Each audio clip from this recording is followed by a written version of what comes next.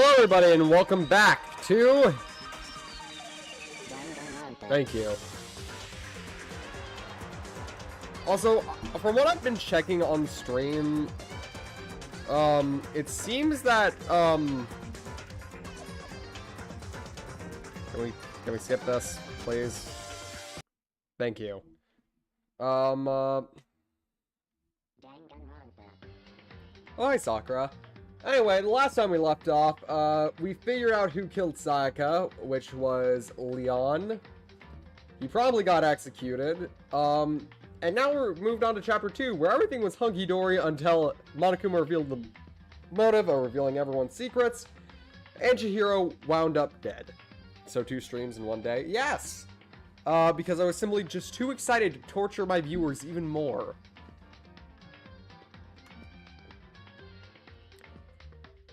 God bless the ones who just joined in this franchise. Because, dear God, earlier today, y'all were going through it. Also rules, oh yeah. Y'all were all pretty sad about the fact that, we lost Chihiro.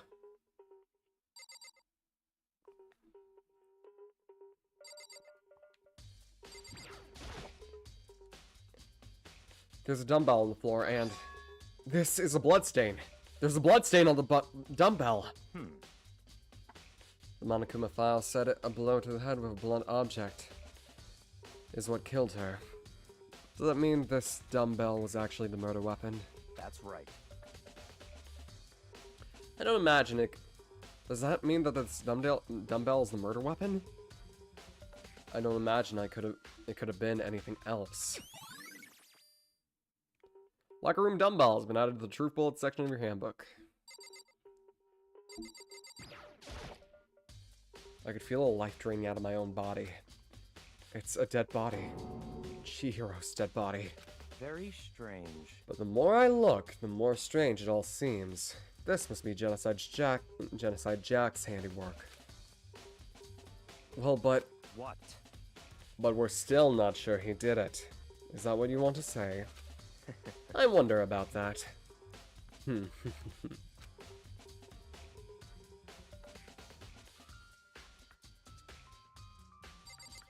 Oh wait, I think I know who, but I can't judge before I see evidence.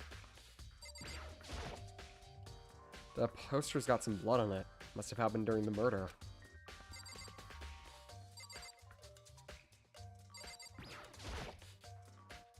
The word bloodlust is written on the wall in blood. What's the meaning of it? Bloodlust?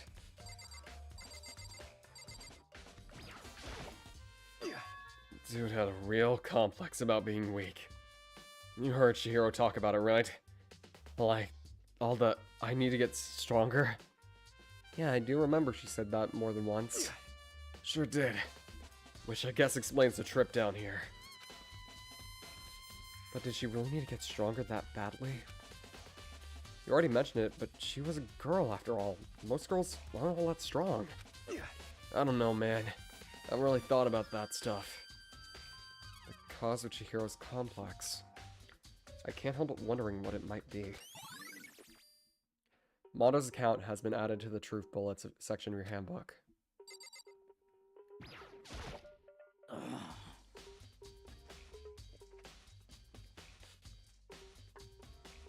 I use this locker room all the time.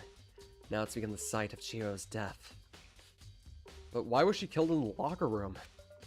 Actually, if you think about it, she could have been killed somewhere else, then carried here. She was very light. That is true. It wouldn't be hard for someone to carry her, but still. Well, I still think she came here by her own choice. What makes you say that? She'd been talking a lot lately about how she'd been wanting to get stronger. So you're saying she came here to exercise? But according to Monokuma file, apparently she was killed around 2 in the morning. Would she have really been here exercising that late? perhaps. You know, myself are usually in the locker room during the day, so she was probably avoiding it. Avoiding it? Although we invited her to join us more than once, she never showed up. So I can only assume she was trying to avoid us. Instead, she came to exercise in the middle of the night. However, Perhaps, but it's difficult for me to imagine she would have come alone. She did want to start exercising, but she specifically mentioned she couldn't do it by herself. She needed the support from others. So you're saying that she could have come here in the middle of the night to train in secret? But that she also would have come with somebody else. Clover, what are you doing here? Child? It's a possibility, I think. Sakura's account has been added to the Truth Bullets section of your handbook. Now I believe it's time for us to move on. Already? What? New clues won't magically appear by standing around here. We need to check every aspect of this case. It's true, but Let's go. you're satisfied. Let's hurry up and proceed. He's so pushy. I got caught up with the wrong person this time.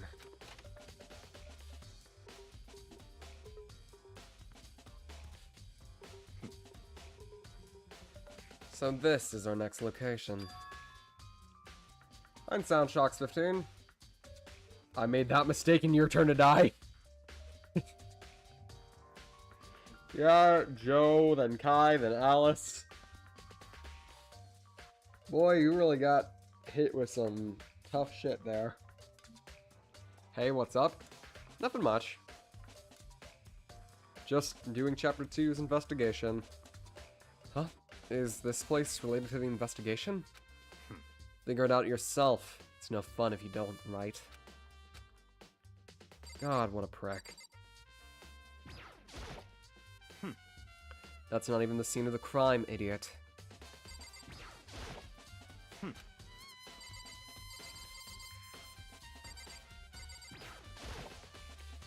You could at least try to figure out where you should check without my help.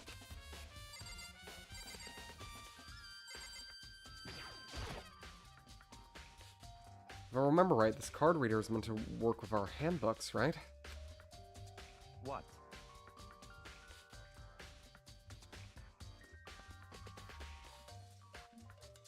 Do you have any issue with it? If so, you should take it up with Monokuma. He said that, then quickly and sharply clapped his hands together. did you call for me? You called for me? Has he been domesticated? That's right. It seems that Makoto has a question for you. You need something? Sure, what's up? Well, it's just about this card reader. Yep. Yes, the card readers have all been designed to interface with each of your e-handbooks. You only enter the locker room corresponding to the gender listed in your individual handbook. It's impossible for two people in a row to go through while the door is unlocked, right?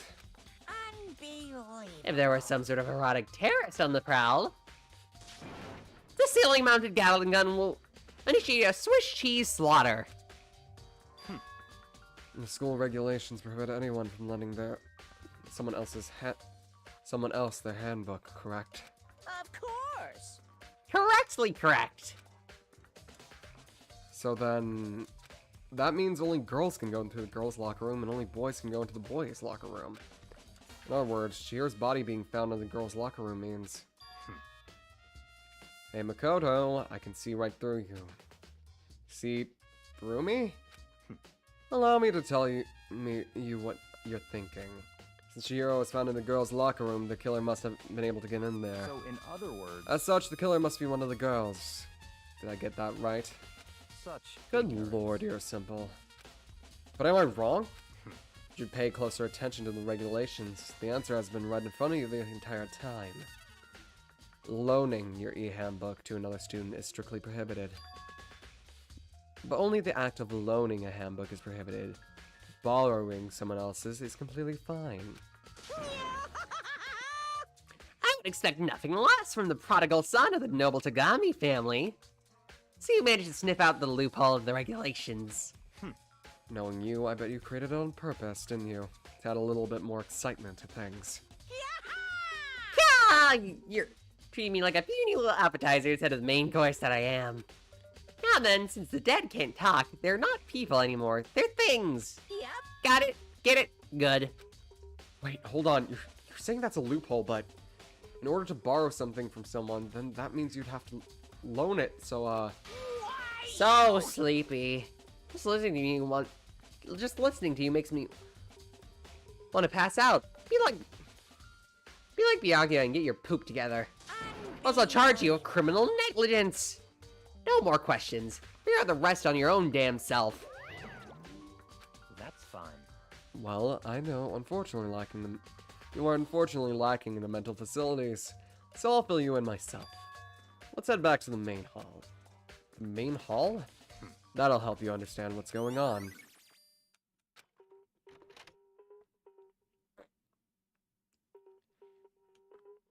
We came to the main hall. So, what are we looking for again? Does that mean I have to figure it out myself?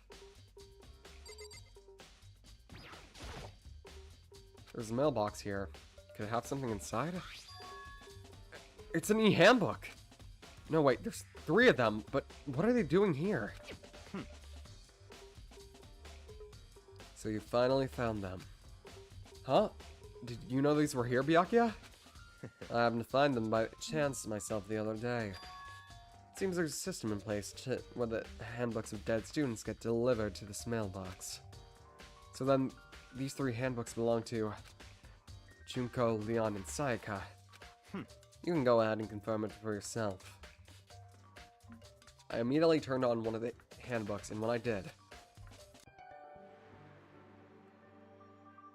Welcome, Sayaka Maizono.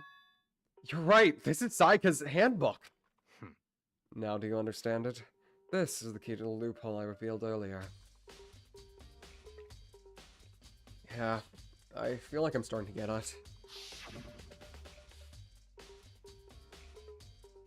You should pay closer attention to the regulations. The answer has been right in front of you the entire time. Loaning your e-handbook to another student is strictly prohibited. Only the act of loaning an e-handbook is prohibited. Borrowing someone else's is completely fine. I see. Yeah. Now I understand. Main Hall e-handbooks has been added to the Truth Bullet section of your handbook. What? Hold on a second. What's wrong? Very strange. That's strange. One of the handbooks won't turn on. Is it broken? Whose is it? The other handbook showed Junko's name when I started it up. The one that won't turn on must be Leon's, right? I see. It makes sense, yes. After all, he did get pummeled with a dozen and dozens of baseballs. Pummeled with baseballs. Memory of it came flooding back. The cruel punishment which led to Leon's death. The execution that the mastermind concocted. A cruel, heartless death. You're right. It wouldn't be surprising for the handbook to break in during that kind of assault. Damn it! Hey, hey! Hey, hey, hey! Now Hey! I'm really angry! What? That e-handbook is essential for student life here. Crucial, integral, instrumental, a super big deal. There's no way it would break that easily. But it did. That's impossible! I say it wouldn't break, so it wouldn't freaking break. It can withstand up to 10 tons of pressure, and it's waterproof up to 100 meters, okay? I don't care how many baseballs you hit it with it. It wouldn't do crap. Oh, but even my amazing handbook does have one weak point. It does? I can't hear you! That's a secret. I wouldn't go breaking any more e-handbooks. What? And Leon must have broken it without realizing what its weakness was. Is that correct? Hard to say. You know what I think? I think his handbook isn't actually broken. What? But you might ask, how could that be? Leaving the question hanging in the air, Monokuma disappeared. What just happened? Monokuma said it's not broken, but it's undeniable fact that it's definitely not turning on. That's fine. Well, I don't see any connection to the case, so it doesn't matter for now. You think so? Either way, something about it bothers me. Broken e-handbook has been added to the truth bolt section of your handbook. Okay then, this should be enough to get things rolling.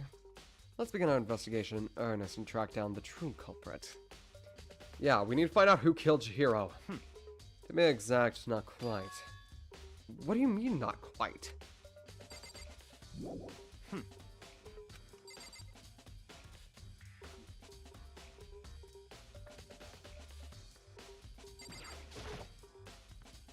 What do you mean by that, Byakuya? To be exact, not quite?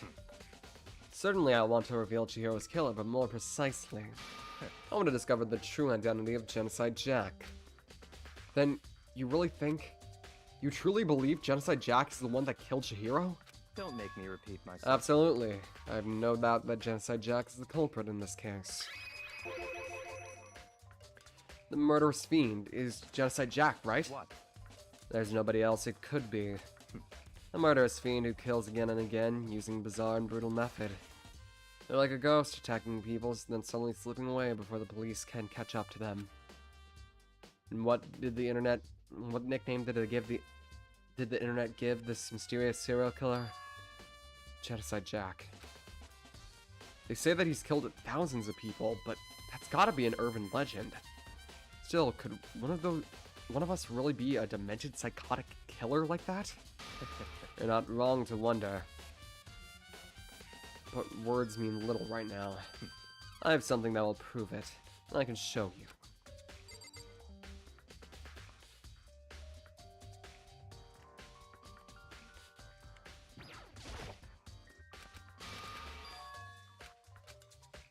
Oh. Don't make me repeat myself. Is there really proof? There's somewhere I'd like to take you. This will provide all the evidence you need. It's all clear now. Evidence that Genocide Jack is the one who killed Chihiro. Evidence? Does something like that really... Hey you two. Big trouble. Need your help. I don't have time to play with you. We're busy. Leave us alone. But it's an emergency. Come on, please, you gotta help me. Please! This is a serious emergency, please. Please, you gotta help me. Just calm down, okay, Hina? But it's an emergency. An emergency? what happened? Well, Something's wrong with Toko. She's acting super duper strange. Well, I mean, she was acting pretty strange earlier, right? What should we do, Byakuya? Very strange. Since it's Toko, I must admit I'm intrigued. I suppose we can take a second look to see what's going on for— Oh, don't tell me, Byakuya! Do not tell me that you're actually starting to like her back. You literally called her smelly earlier. Yeah, buddy. I know I hate you a lot, but you can do better. Are you sure? Don't make me repeat myself. I didn't expect that. Well, for sure he'd just say no and that'd be the end of it. Also, just realized my phone just died.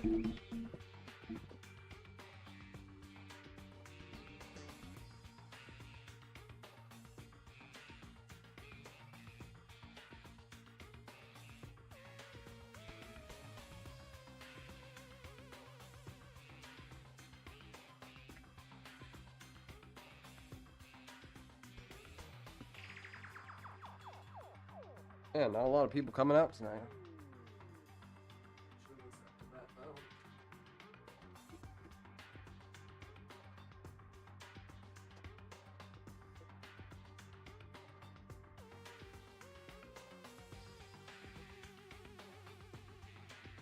Honestly, I probably should have just saved it for tomorrow and just set it.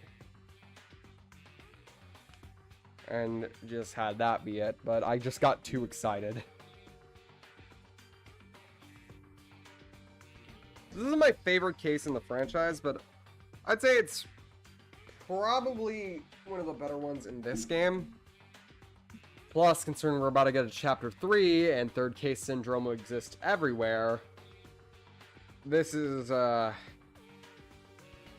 it's gonna be something, alright?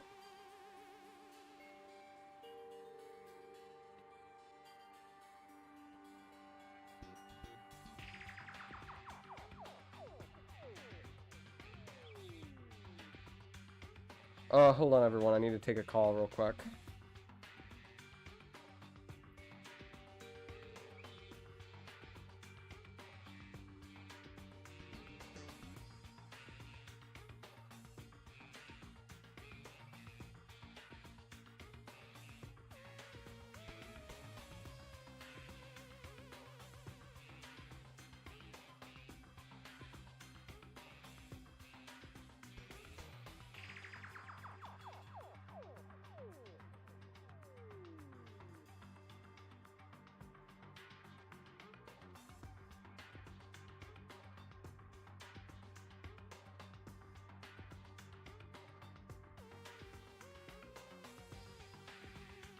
Okay, we're back. Also, where the heck did everyone go?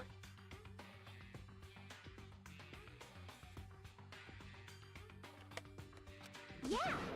Okay, come on, hurry! Wait for us, Hina. Let's go. Looks like she's heading to the dorms, to Toko's room, most likely. You're right.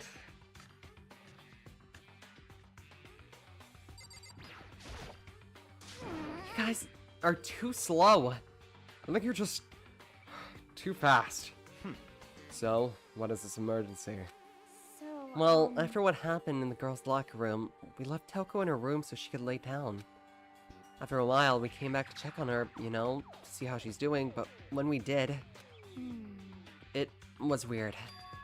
She refused to come out and kept saying all this weird stuff. Weird stuff. That's fine. We should try talking to her ourselves. Yeah, good idea.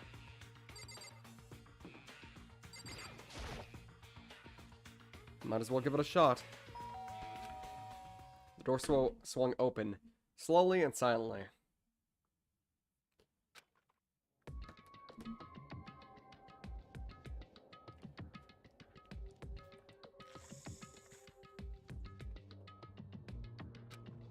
Holy crap. An aura of negativity flowed out from behind the door, forcing a gasp out of me. What?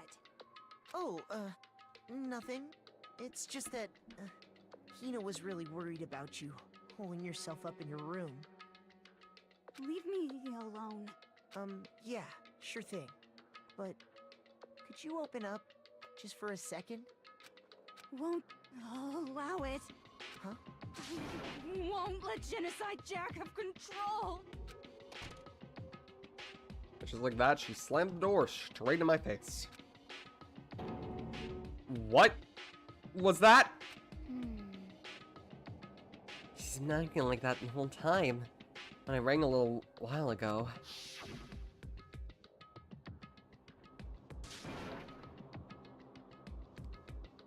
I hated Byakuya and Mono flirting. I wouldn't say they were flirting.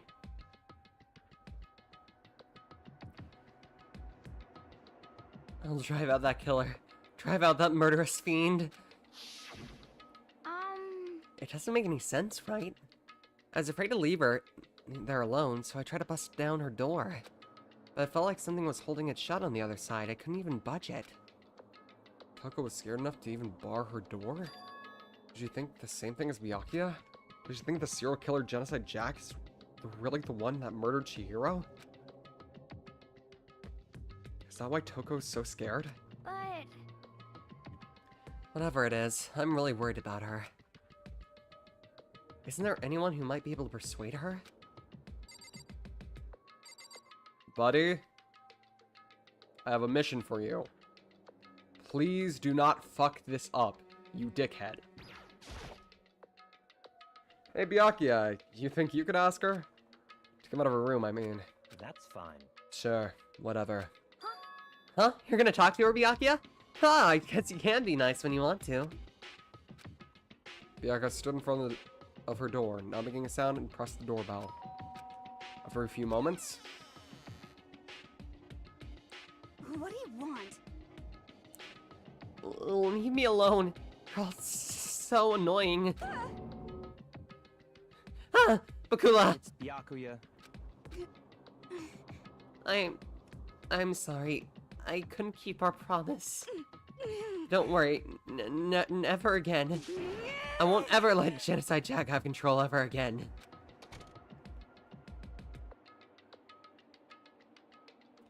and with that, the door slammed shut. Even Byakuya couldn't pull it off.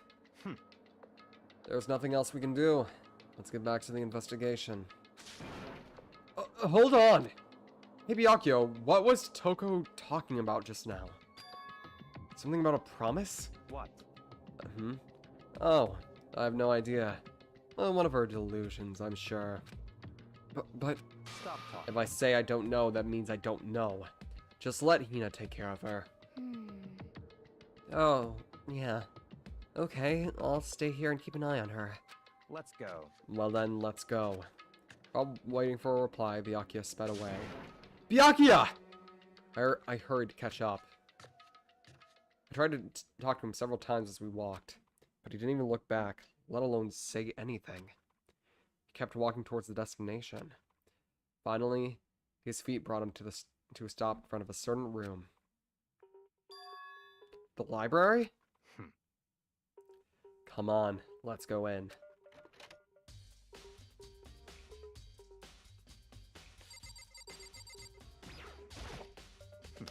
There are no clues here. We need to check somewhere else. I feel like there's a serious clue here, buddy. The extension cord that you usually use is gone. And last time I checked, they were wrapped around Chihiro's wrist. You're looking kind of suspicious here, buddy. Is evidence that needs to prove that it was Genocide Jack really in the library? Don't make me repeat myself. Don't make me say it again.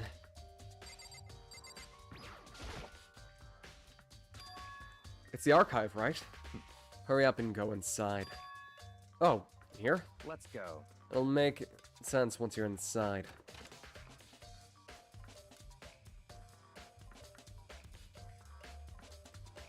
Oh, there's so many books and files.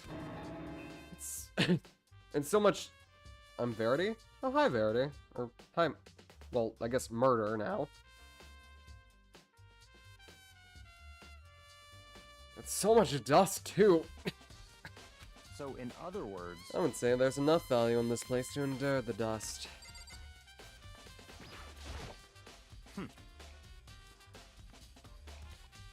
You pay attention to your surroundings, you're sure to discover the value for yourself.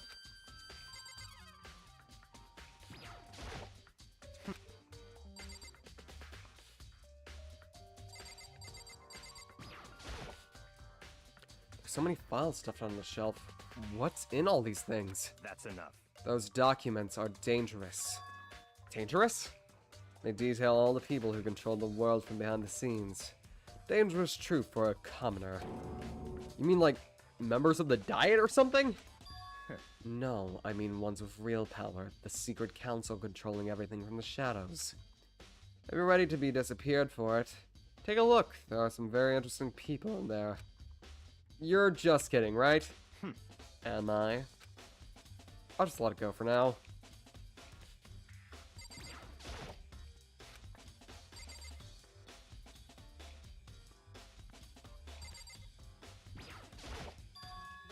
Huh? It's a desk lamp.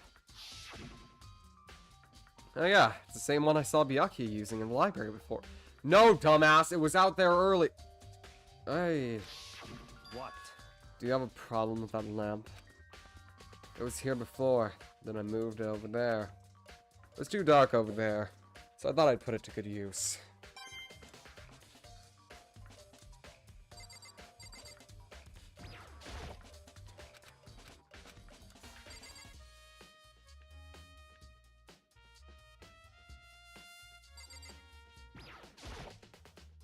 The shelf is stuffed tight with files. Without thinking about it, I picked one at random.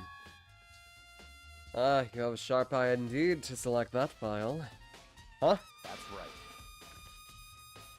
That's a report on a presidential assassination. The original is kept in the National Library. It won't be declassified for another 30 years.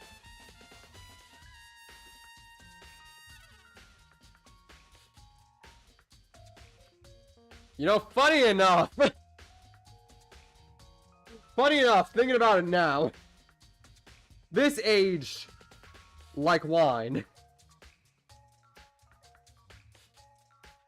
That's all, where I'll leave it at. There's no telling whose crosshairs you might wind up peeking at it. Without making a sound, I returned the file to the shelf.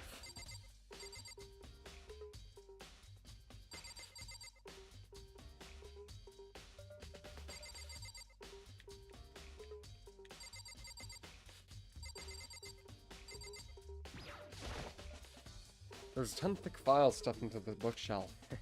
Ever think of looking through any of them, let me give you a little warning. Those files are filled with graphic, disturbing photos of all kinds from crime scenes. That's the kind of thing any normal person wouldn't want to look at. Be careful. Huh? What do you mean? All those files are investigation reports related to different cold cases. Those are international documents for police eyes only. They're not the kind of thing you'd expect to leak. Oh.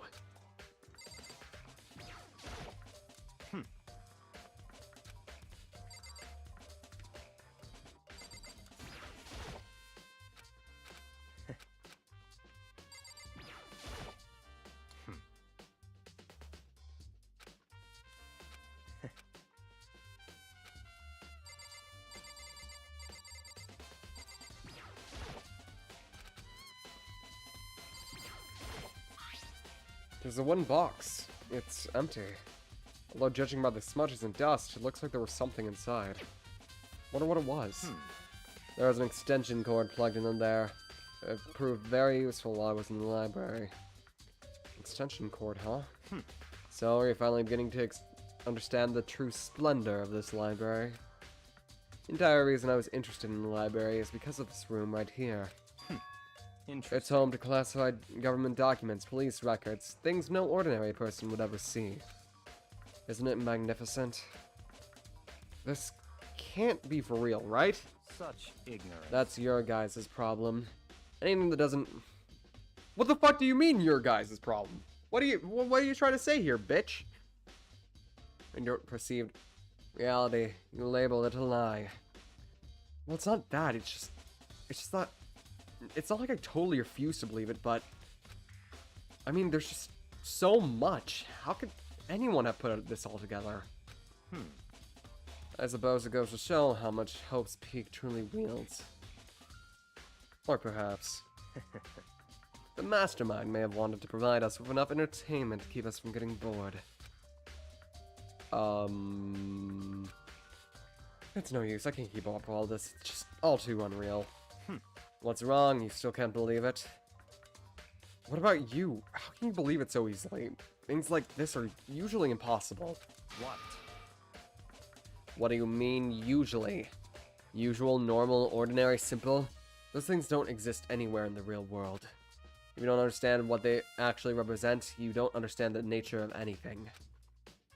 You don't pull your punches, do you? Besides, what you consider usual is based on your common sense, right?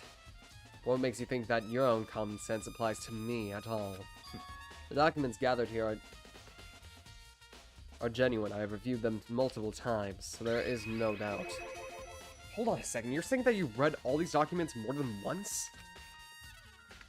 But all this has to be like top secret confidential stuff, right? So why?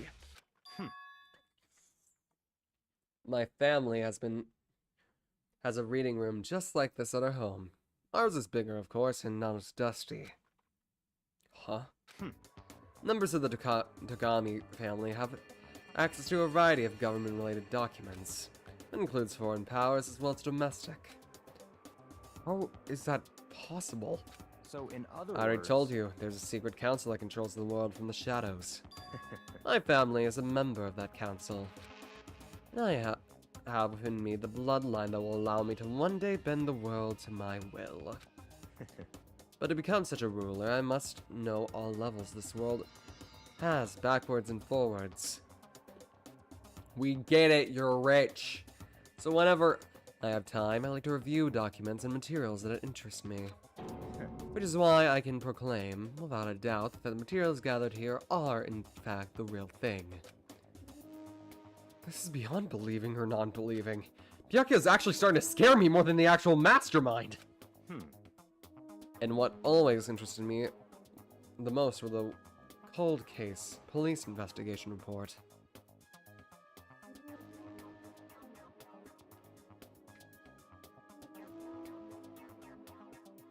Police investigations?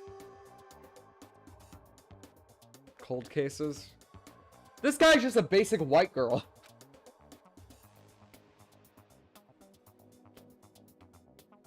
He's a material girl.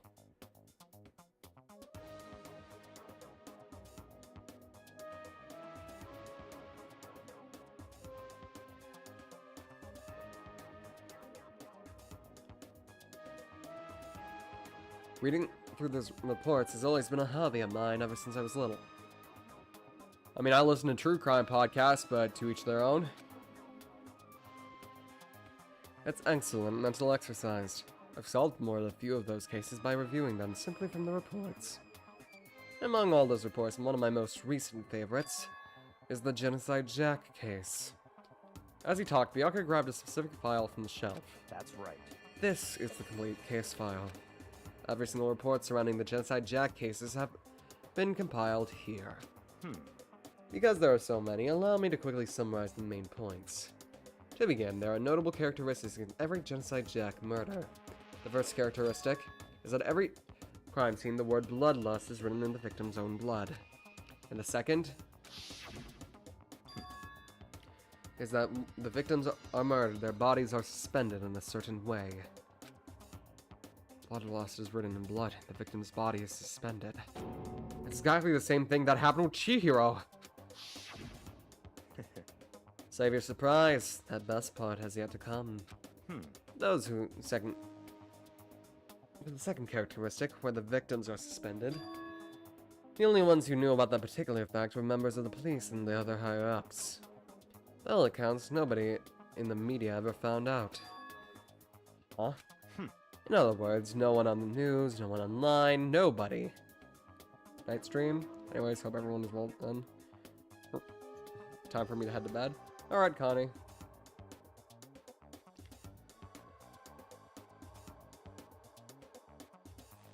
Nobody knew that aspect of each crime.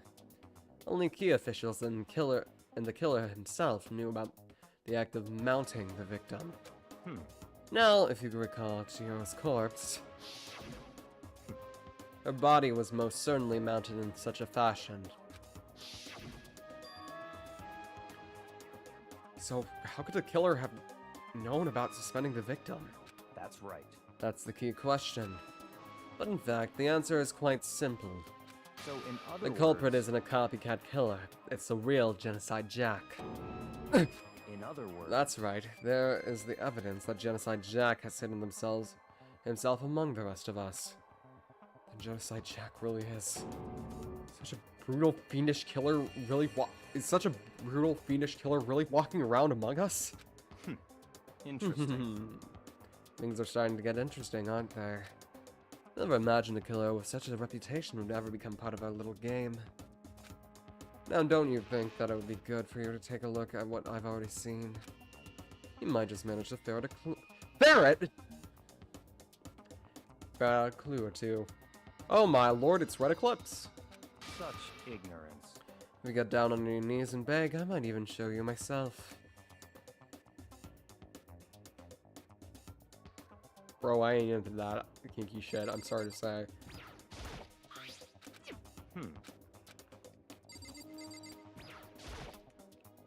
Byakuya, about the Genocide Jack case file. Can you let me see it? That's fine. Well, you didn't beg, but I guess okay. It's fine this time. Feel free to look at it in here, but you can't take it with you.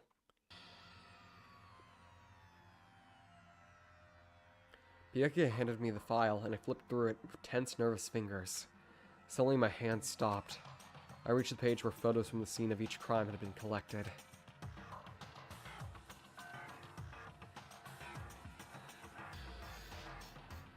The name of Genocide Jack's victims ran on for several pages. But don't you guys notice something a little bit strange about all these dead bodies? They're not suspended in a normal fashion. So, holy shit.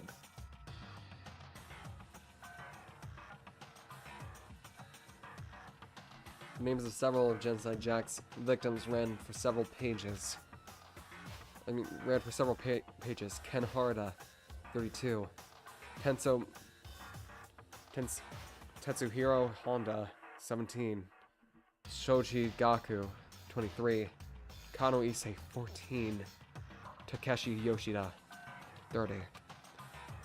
Kamatsu Taro, Takafumi Gono, Uchida Naohisa, Takeshi Masamune, Yudo Umejima. There's no end to it. One thing became perfectly clear as I read. All the killer's countless victims were killed and suspended in the exact same way. At the scene of every murder, the word bloodlust was written in the victim's own blood.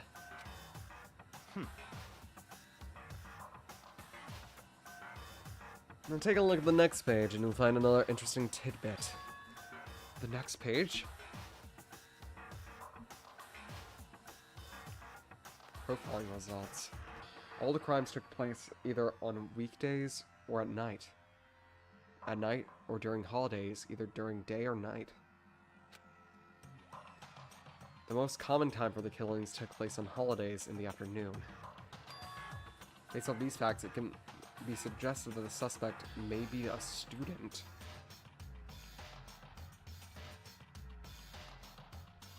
You can see how this game would have gotten a horrible rating if it weren't for the pig blood. Yep! Evidence suggests that the suspect lingered at the scene. When they did leave, they were in a panic. Because an eyewitness has never come forward, it's unlikely that there was any external reason for this. The confused behavior suggests that a suspect may potentially suffer from dissociative identity disorder. Yeah, once again, I do hate how they handled Genocide Jack in the entire series, making it related to split personality disorder or dissociative identity disorder or disorders such as that. Because in reality, people with those disorders are not all serial killer psychopaths, but sadly that is a very common trope used in media. It's really harmful, and luckily nowadays we have gotten out of it. But reminder, this game came out in the 2010s. The early 2010s at that. Where tropes like this, harmful tropes like this, were still commonplace.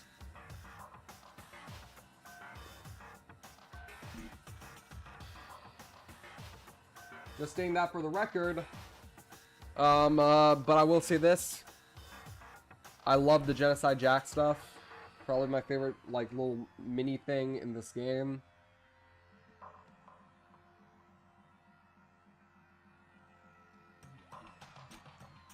So, in other words, The key point there is that the culprit may very well have a split personality. Split personality, like the kind of thing you see on TV? So, I'm part of another totally unbelievable story. God, playing this case with like an adult, not an adult's eyes, but at least somebody who is very much more matured. God, this case can be problematic.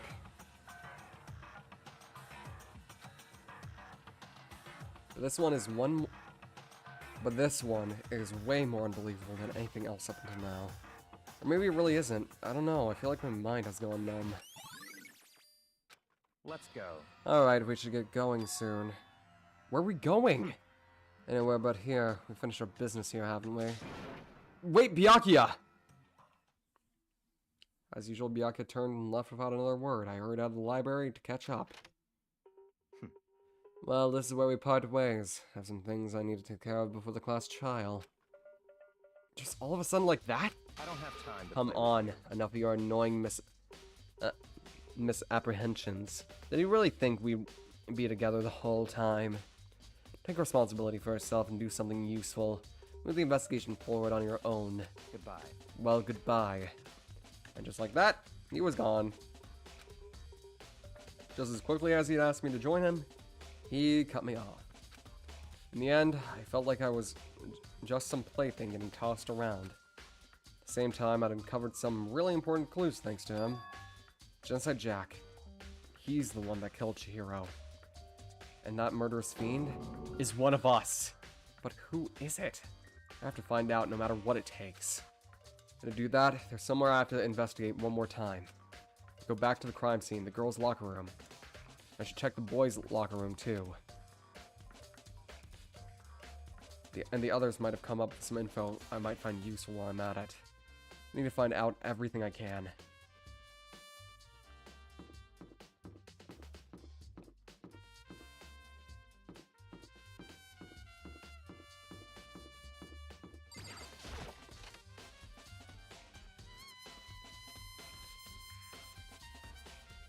I don't want to talk to him.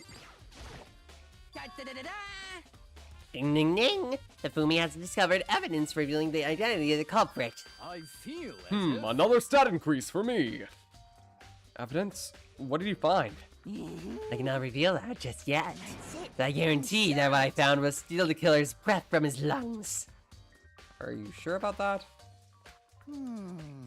Oh yeah, Miss Lunenburg said she'd witnessed something in our file too.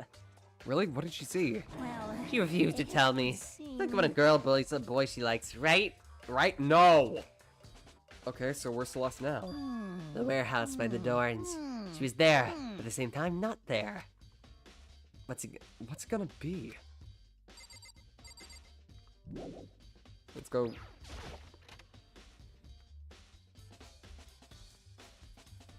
Boys' locker room. Pardon? Huh? This poster.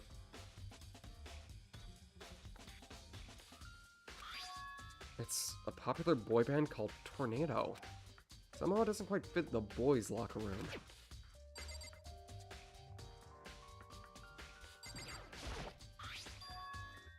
There's a strange stain on the carpet. What is it?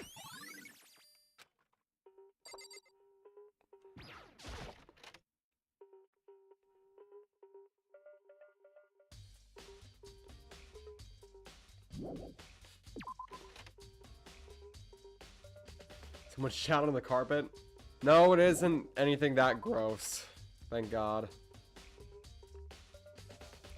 Stop appearing out of nowhere, Hifumi. I hate you so much.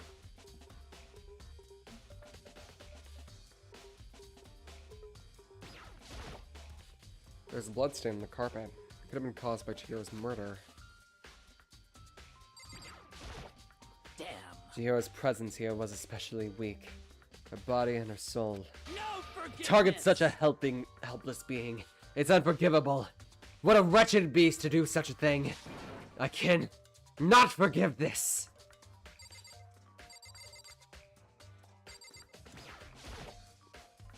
Hey Kyoko, have you made any progress in your investigation? Indeed.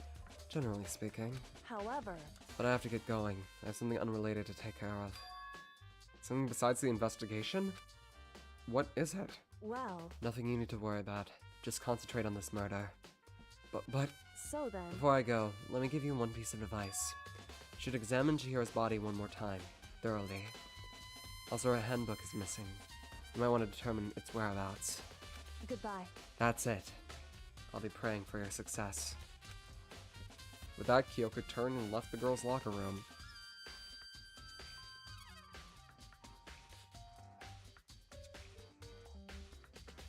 Ah! Yeah, that sounds rough. I guess I'll take another look at the body then. Chihiro's handbook is missing? That's definitely worth worrying about.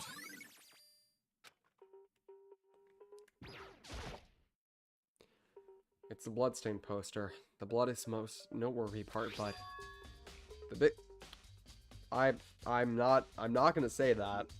A swimsuit model is pretty noticeable too. A girls' locker room doesn't seem like it needs like the kind of place you'd find something like this. Oh, but wait, that reminds me. The poster in the other locker room is... That's right, there's definitely something strange about this. In the boys' locker room, there's a poster of a popular boy band. In the girls' locker room, there's a poster of a swimsuit model. Could the posters have been switched? But if they were, why? What reason would anyone have? Maybe I should talk to someone who knows a little bit more about the locker rooms?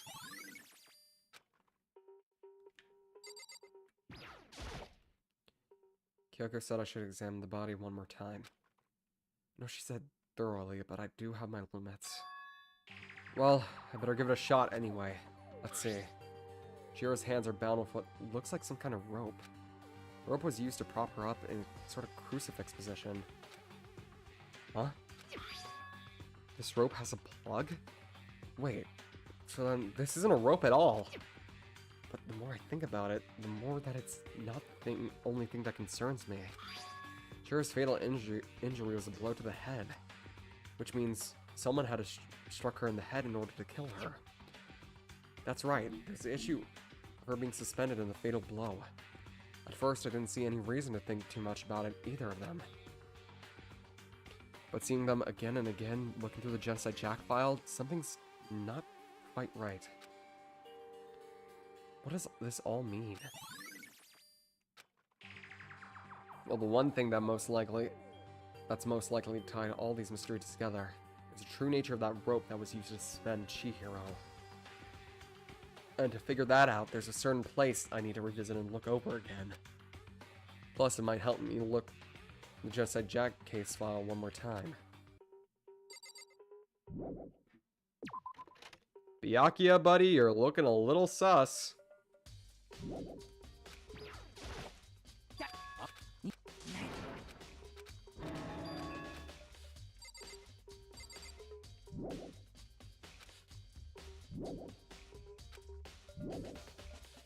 There's still more waiting for me left to discover.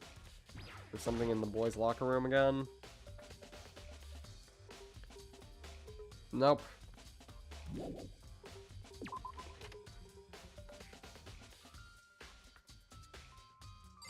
God, I can hardly stand this. Yeah, this is one of the hardest cases to go through because of who the victim is. Poor Chihiro.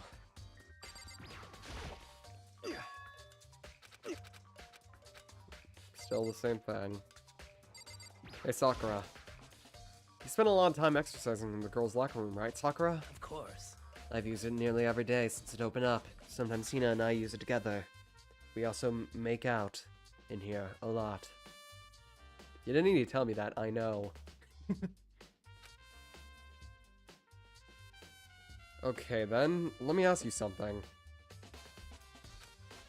Do you think the posters in the boys and girls locker rooms have been switched? I'm sorry. Sorry, I can't really say I've ever paid attention to the posters. I see. However, But there is something that's been bothering me about the locker room. I like to drink my little protein coffee every time I finish exercising. You have protein coffee? In the warehouse, it's not the highest quality, but I don't have a lot of other options. I mix protein powder with coffee and down a glass of it after exercising. Anyway, the other day I spilled some that I left on the carpet in the girls' locker room, and it left a stain. A stain? I don't see any stain on the carpet now. of course. Exactly, I noticed it earlier. The stain has disappeared. I can only assume someone came along and cleaned it up. But still, isn't it unusually clean? As if there never had been a stain here to begin with. Disappearing stain has been added to the truth bullet section of your e-handbook. There's one more person we have to talk to.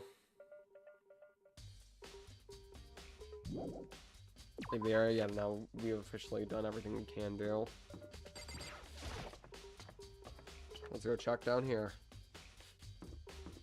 Yo. Hi, Walt. What's up? Nothing much. How unfortunate. What happened to Leon? He dead. He got pelted by over 1,000 baseballs rapidly until he died of blood loss and blunt force trauma. So he's dead. Like major dead, super dead. Also, Chihiro's also dead. Chihiro got murdered. Maybe we should have confessed our embarrassing secrets after all. Damn it! I'm sorry, Chihiro. It's all because I wasn't strong enough. My child.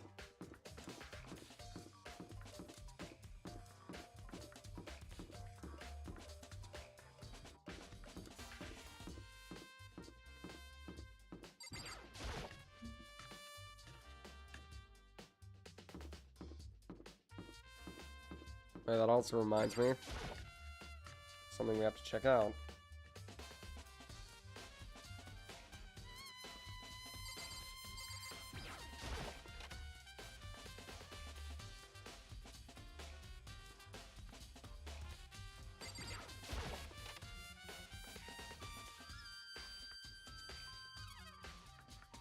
I'm never gonna do anything related to that man.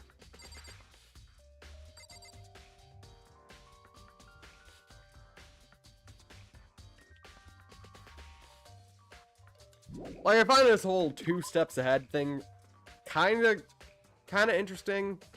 Maybe a little bit cool, but overall, no.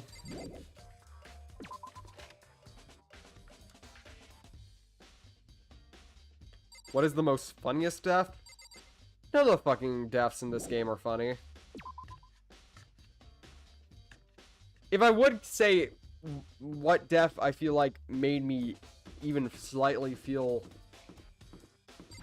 Almost all the executions from Danganronpa 2 have some form of shit that makes me want to laugh, but usually it hits me with something tragic right after. Celeste, what are you doing here? This warehouse is amazing. I have absolutely everything one might need to live a full life. From food to clothes to towels. There's an endless supply to choose from. I see that, but have you found anything related to the case? Most unfortunate. I knew you were going to ask me that. I thought talking about the warehouse itself might misdirect you, but I see it was pointless. Leon was not what I was expecting. Don't know how you could find it funny, it's still incredibly brutal. In fact, it's probably one of the most downright realistic deaths in the entire franchise. Some executions make you question whether or not they're actually, you know, supposed to be taken seriously. I feel like Danganronpa V3 brings it back to a decent degree, but the second game, the executions are something else, man.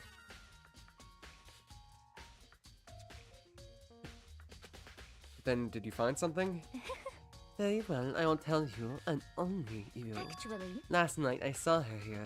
The hero was in the warehouse. What? Really? Indeed.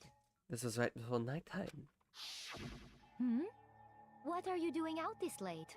Oh, I was just... Are you planning to go exercise, perhaps? What? How did you know? Because I can see a blue track jacket sticking out of that duffel bag you're carrying.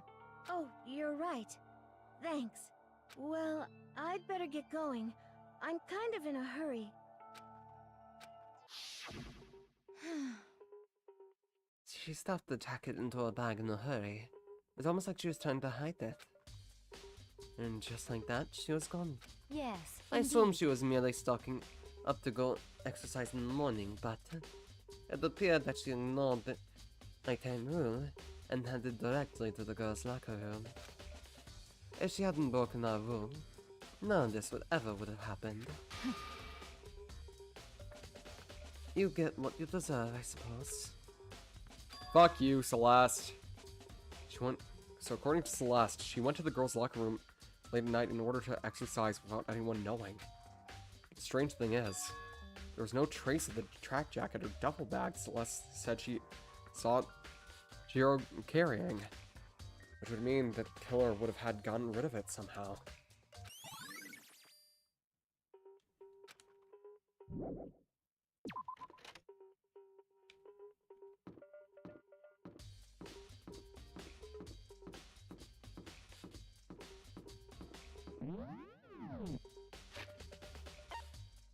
Okay, I think there's...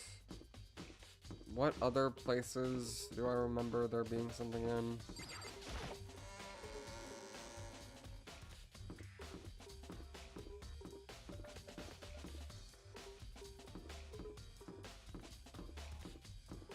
YouTube is censoring me.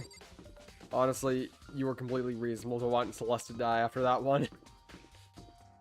Anyone who insults Chihiro is officially an enemy of mine.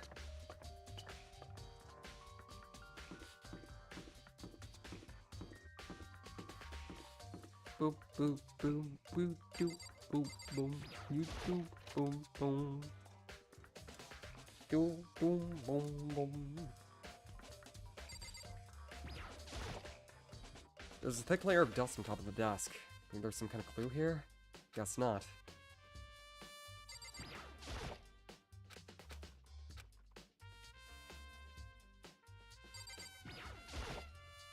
Fuck.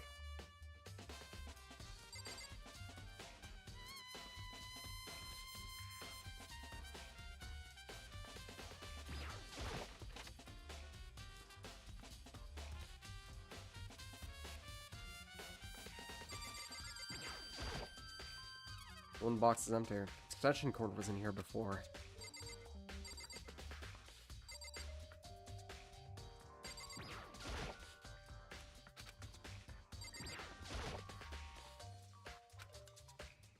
I know it's around here somewhere. Huh? It's gone! Did someone take it out of the archive? The only one who would have done something like that is... I can't think of anyone other than Byakuya.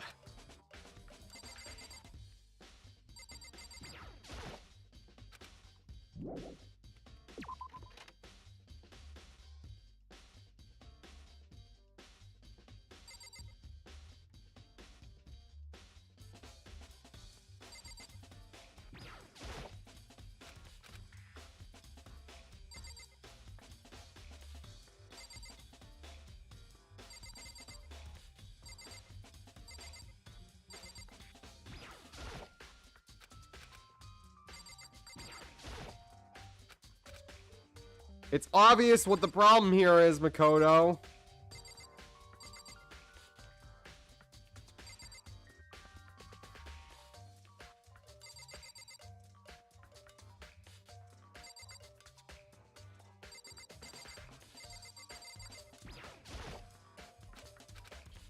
Oh my lord.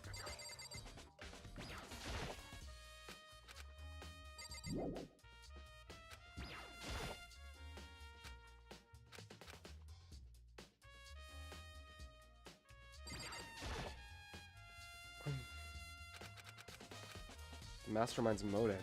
Figure out why they would want to imprison us all here. Will that be enough to get us out of here? Or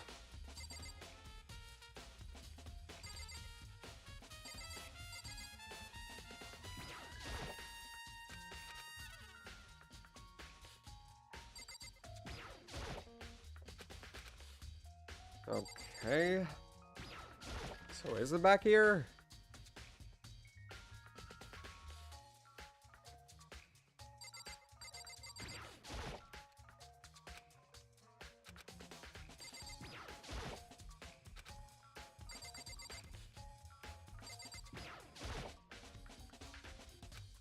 I have to assume Byakuya took it.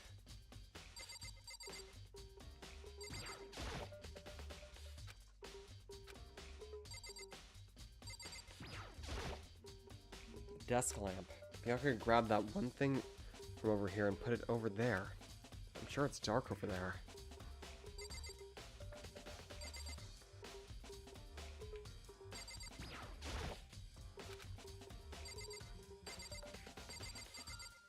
Curious about what the middle bookcase says. It's a document about the secret council revealing all truth a commoner shouldn't go near. So I guess I better not. I should better not.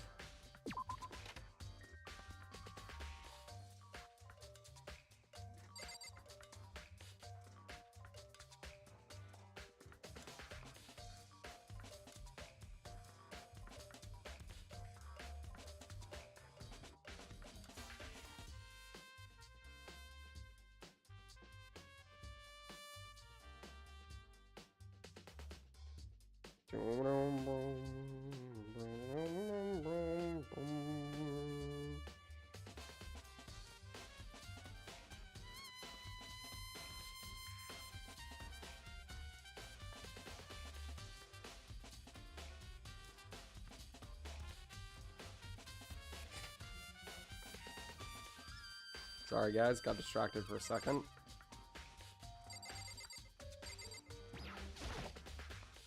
Huh? The lamp won't turn on. Finally! Oh, I see. It's not plugged in. The lamp's cord isn't long enough to reach the outlet from here. Last time I saw it, it was definitely on, and it was definitely right here. Well, that's right. Byakuya was using an extension cord. But there's no extension cord here now. I wonder if...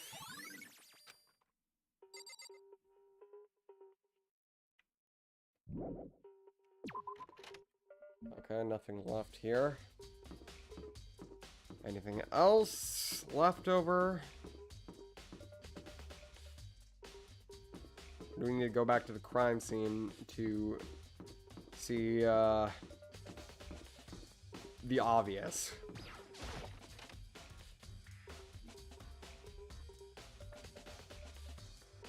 Get out of my fucking face, Ifume.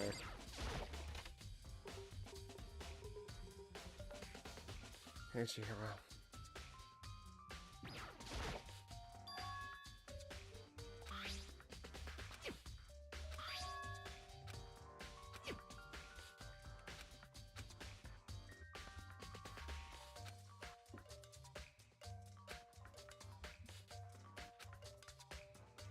Is there any place I need to revisit? Okay, so yeah, never mind.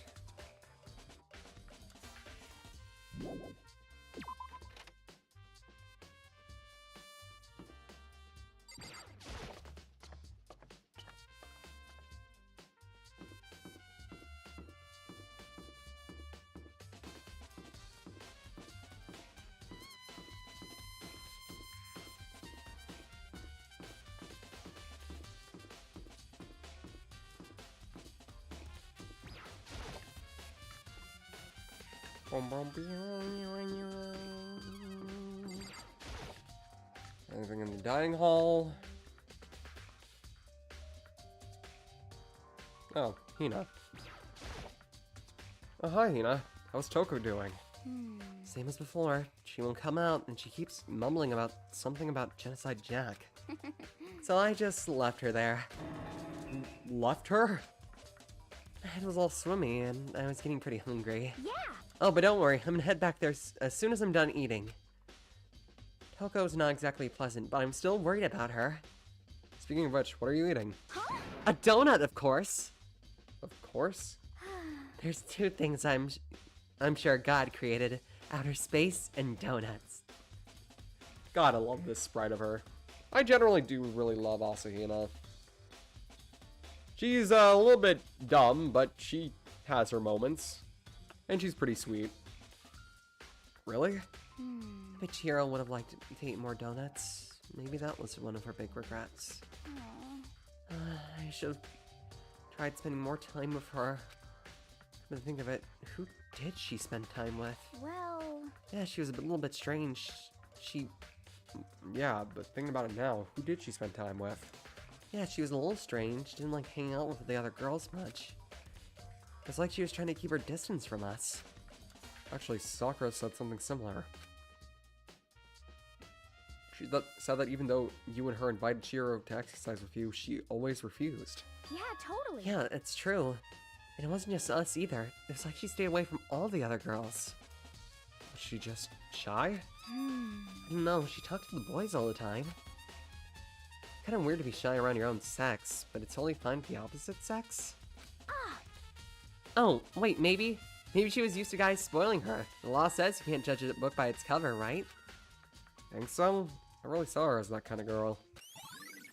Howie's account has been added to the truth bullets.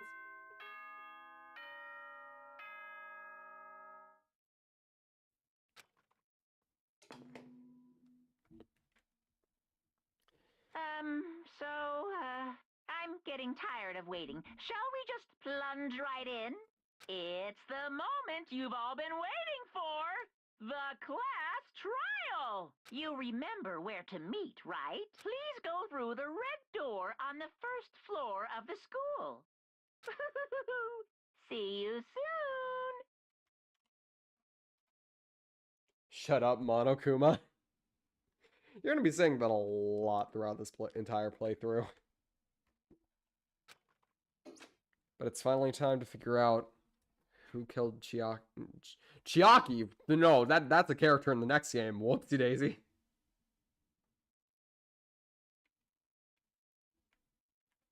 She doesn't kill anybody though, or get killed.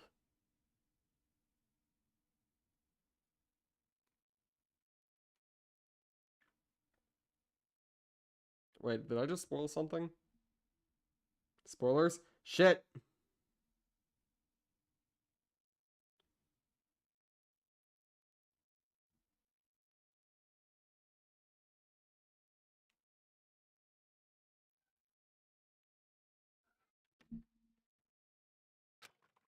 It's about to begin. I can safely get attached to them. I could be lying. You don't know. You know I'm a little devious like that.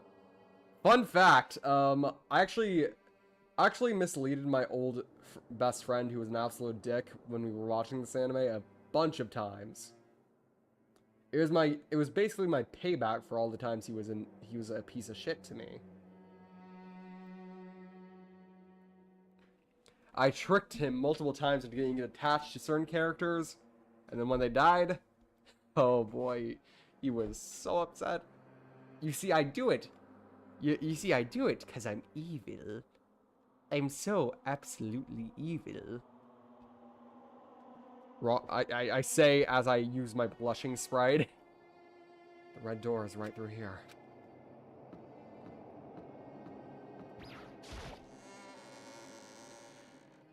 So, alright everyone, lock in your suspects. So is everyone ready to what? Am I blind or are we missing someone? Yo. Yeah, Toko's not here. And Toko is... You really don't remember? Kidding, I'm just kidding. How could I forget that little nut job? She's a crucial part of this class trial this time. What are you gonna Okie dokie, I'll go ahead and drag her here, kicking and screaming. Just one moment, please. And just like he said, a few minutes later, he reappeared dragging Toko behind him. I told him I didn't want to go, but he forced me. Can't believe you drag a girl around. Terrible. You're terrible. Phew. So now everyone's here, right? Okay, hustle on to the elevator and let's get the show on the road. I'll see you guys out there. Let's go. So, shall we get going? It's time to find out who really killed Chihiro. Chihiro Fujisaki. She was so gentle, so calm and meek. Nobody had any problems with her. Someone made the choice to kill a girl like that. And that murderer is one of us. Someone standing right here. Hey, come on. Fucking Toko, man. What's got her so worked up? I don't know why the killer did what they did, but I'm sure it'll work itself out. Justice always prevails, right, bro?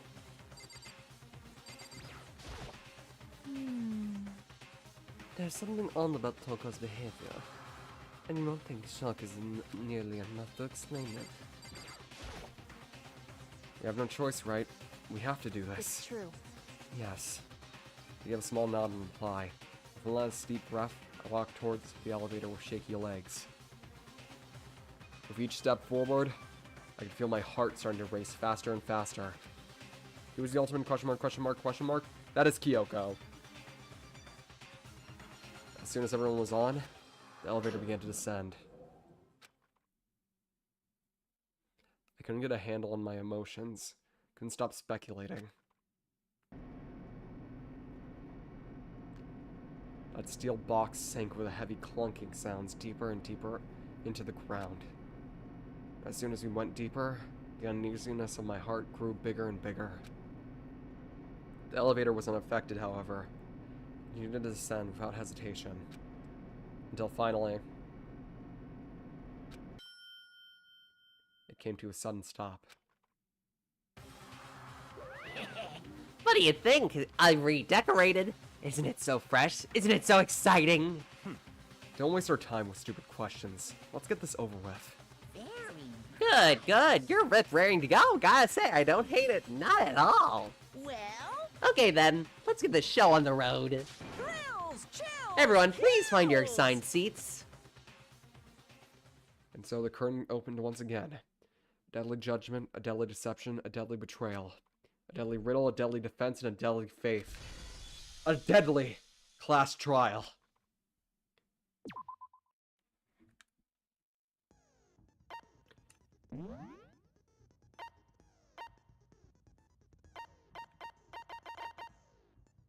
I think it's only proper that we take the time to use algorithm. Chihiro's perk. We got Melodies. Boys, algorithm, and downshift.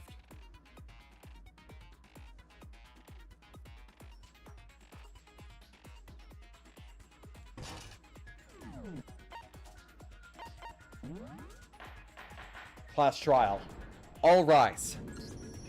Let's begin with a basic explanation of the class. We're gonna skip through this thing. Let's talk about the murder weapon. First, we have to make clear what was used to deliver the fatal blow. I think you enabled an algorithm. I did. Locker room dumbbell. Chihiro's fatal injury. It appears it was a head wound. No shit. According to the Monokuma file, the killer used a blunt instrument.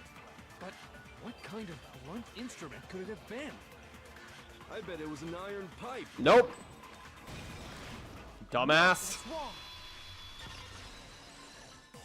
wrong? Break. Can we agree that the object that dealt the fatal blow was the dumbbell? Found at the scene of the crime? It was covered in blood. And there was nothing else at the scene that could have caused that kind of injury. And the wound on the victim's head is consistent with the shape of the dumbbell. Once again, both Kyoko and Makoto. At least Makoto has some brain cells too. Seems Kyoko is having a viral effect on everyone. As far as I'm concerned, there's no mistake and no room for doubt on this one. You looked at her head wound? Yay! That's basic police procedure. If you don't mind, I will proceed. That's what you do in an actual Let's case. move on to discussion of the culprit. Although, I believe the criminal behind this heinous act is already... Yeah, we get it. You have like a huge thing for Genocide Jack. You don't need to keep screaming it up to the rooftops, Byakuya. What? For real? Chihiro's killer is the fiendish serial killer, Genocide Jack. Genocide Jack? The fiendish serial killer? Did you really kill Chihiro? A new element has been added in non-sub debate. Yes.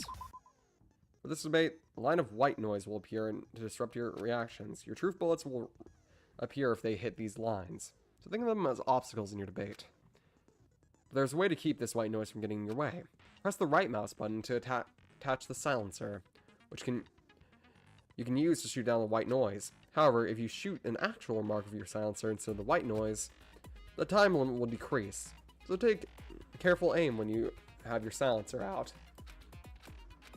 Oh, but if your action difficulty is set to gentle, white noise won't appear at all. In which case, you can forget about the silencer and just focus on the situation in front of you. Well then, good luck and have fun.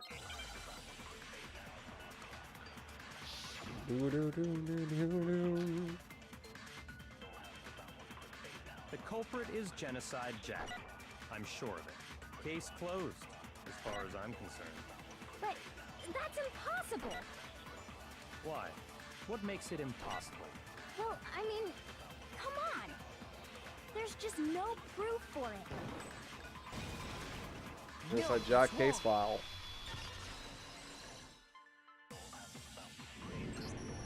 I might know one reason he could be involved.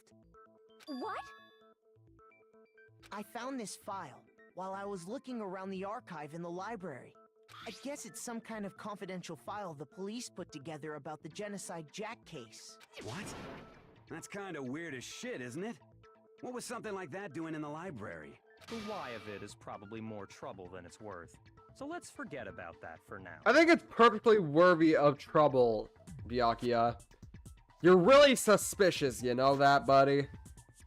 More importantly, it outlines all the specifics of every Genocide Jack case in exceeding detail. According to the file, there appear to be two defining characteristics in every Genocide Jack case. The first is that a bloody message is found written at the scene of every murder. Oh, that's right.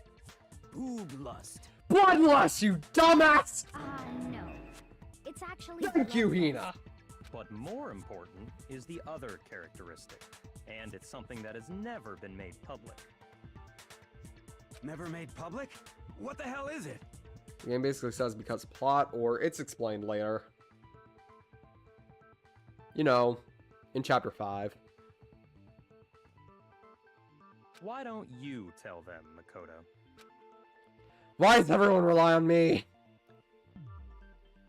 The other characteristic of every Genocide Jack case, which the world at large doesn't know, if I'm not mistaken, has to do with the positioning of the body. I got it! Apparently, in every Genocide Jack case, the killer suspends the body in a certain way. Other than the killer, the only people who know about this are the higher-ups in the police department. However, Chihiro was most definitely suspended in the same way.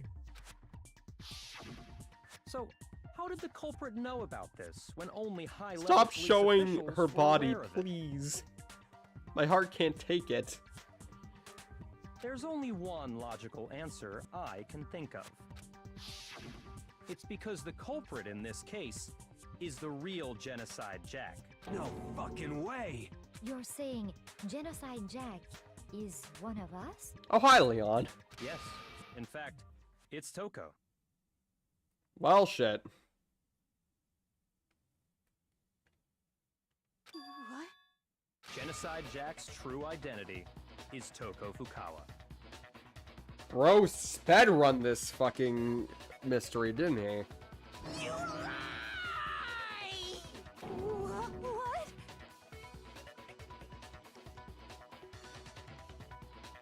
Hey, okay, wait, hold on a sec. Toko has, like, bloodophobia or whatever, remember? What kind of It's serial killer hemophobia, is but afraid of blood? I guess same difference. Is Toko Genocide Jack? The answer is yes and no. Oh god, here comes another horrible section of this game that is entirely outdated. Another riddle? Man, why is this gotta be so complicated? It's a riddle for sure, but I feel like I understand it. what it means for Genocide Jack to be Toko, but also not be Toko. The answer is that she's not just one person, but multiple people, right? God, this is gonna fucking suck.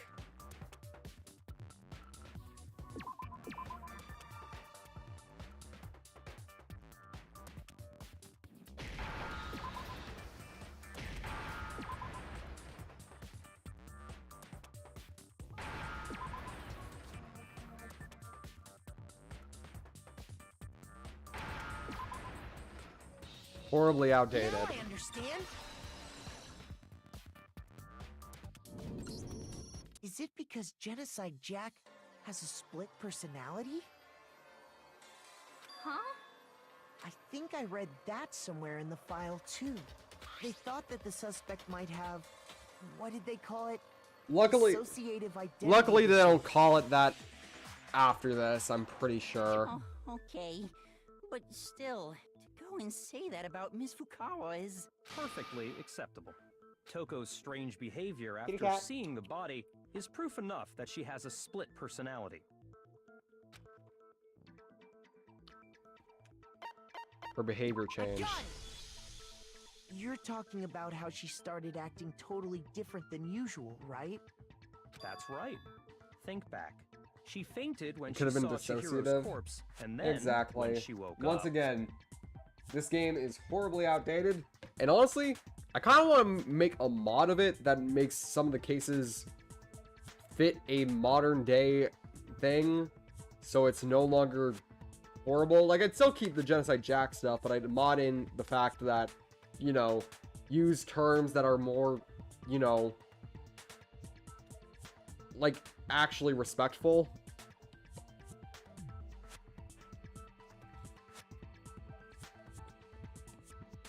Not only that, but I would change a few things about the game in general. I could call it Danganronpa Plus.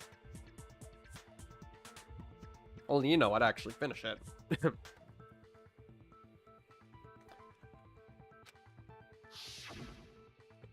I'm fine. I'm fine. Whoa, is that a dead body? Hey, are you dead?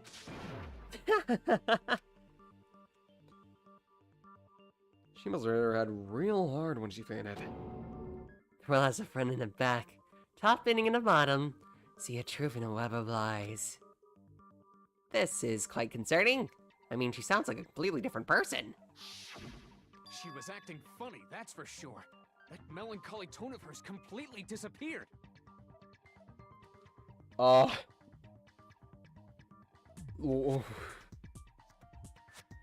Rampa? I wouldn't call it that. Go assigning adjectives to my tone without permission. Not to mention, once she regained consciousness and saw Chihiro's body again, she was utterly calm. In other words, within her is one personality that can't handle blood, and one that obviously can. So when Toko trapped herself in her room, it's because she was scared of Genocide Jack?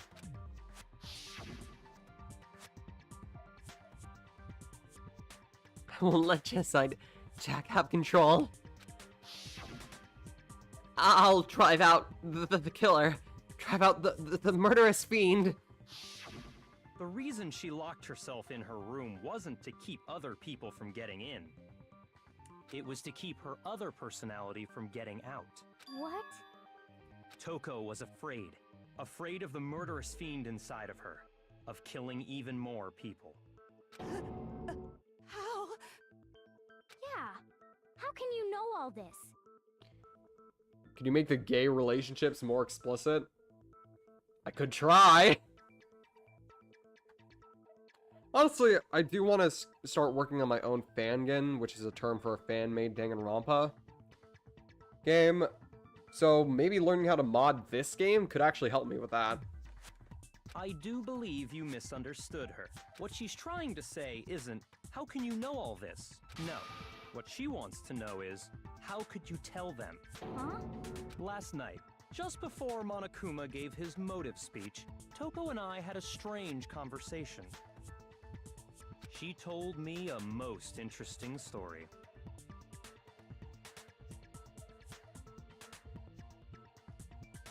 She said a murderous fiend lived within her, and she was afraid it could appear and attack at any time. And that trepidation is what's caused her to have such a bleak attitude. Isn't that right, Toko? This is all a lie. Right, Toko? You said you wouldn't tell anyone. Oh! What? You promised! I can't believe you lied! You have only yourself to blame. You came to me with your tragic little story. I didn't ask you to. This is the real world, not some romantic fantasy fairy tale. I don't trust you with fan game. I feel like you specifically targeted it at me to hurt me. Well, I already have one completely written, and I have character designs lined up. And yeah, it is incredibly cruel to the player. I made it so all the characters had likable personalities that you get attached to perfectly fine, have enough time to build up bonds and relationships with them, and then I rip them away without mercy. You see, I do it because I'm evil. Besides, you broke your promise first. You said that as long as you were here, no matter what, you wouldn't let Genocide Jack kill. But in spite of that promise,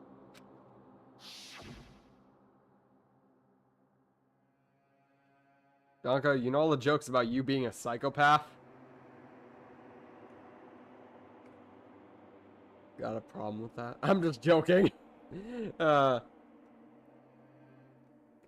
sounds like something I would do, Bianca. Don't worry.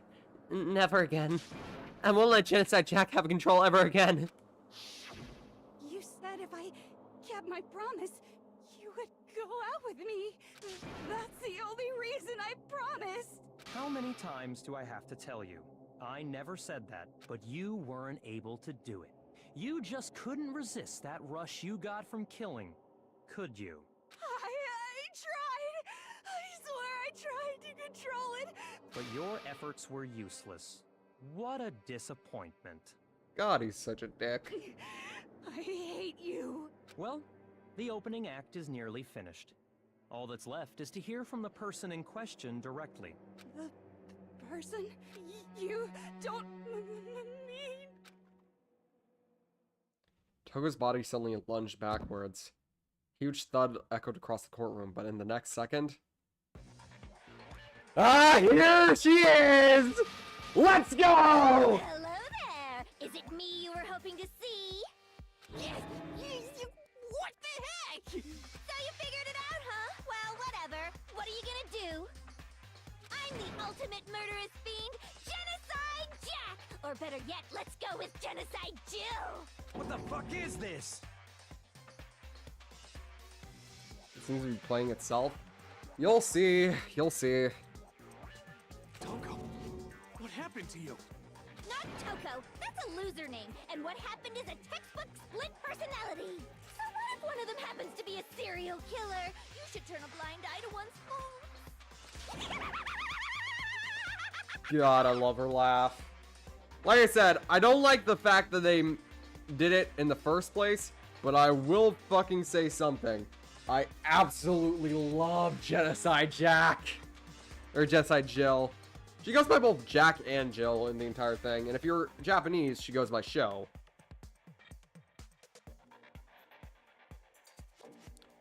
She's so intense. Like they say, sound in murderous minds. Also, sound she in possessed or murderous something? Will body. someone please tell me what the hell's going on?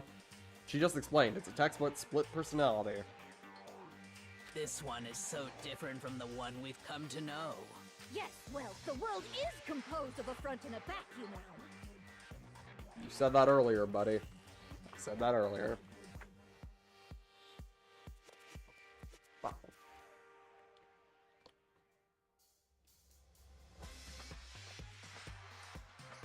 Just like how every inning has a top and a bottom, or how in the depths of every truth lives a little lie. Why did her tongue grow? Oh no! Apparently her tongue is just that long.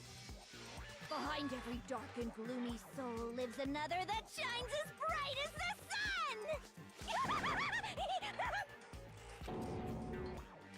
This is the murderous fiend Genocide Jack?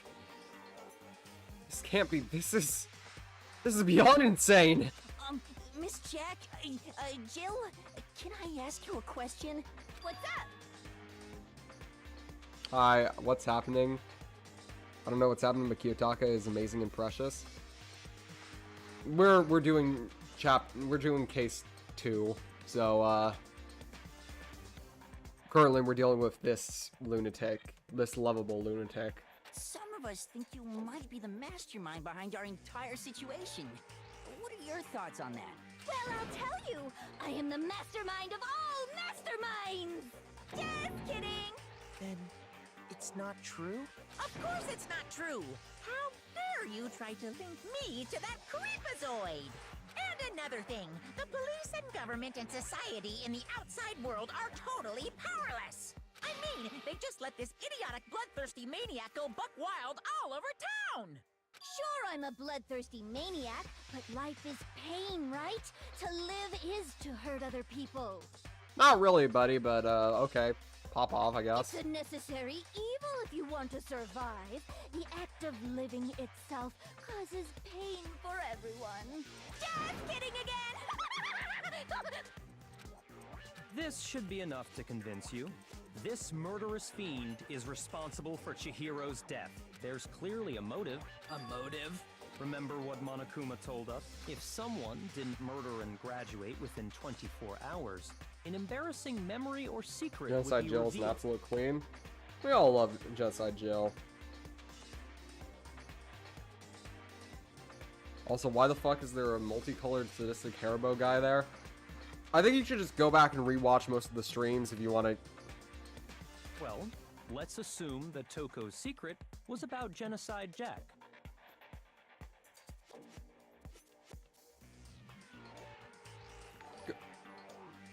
Thank you. I do not know how to read that name for subscribing. I'm gonna say Lamb? Lamb, yeah. Thank you, Lamb, for subscribing. If a secret like that came to light, Toko's life would have undoubtedly been forever ruined. So she had a very clear motive to never have that side of herself exposed. Interesting. Very, very, very interesting. There's no explaining this without prior context. Yeah, you need to go rewatch all the streams. There's so much wrong for reasoning for killing. Mm-hmm.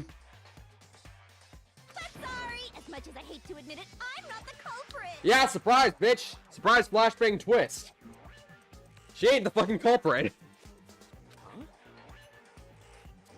But I cannot imagine anyone other than you could murder someone in such a bizarre fashion.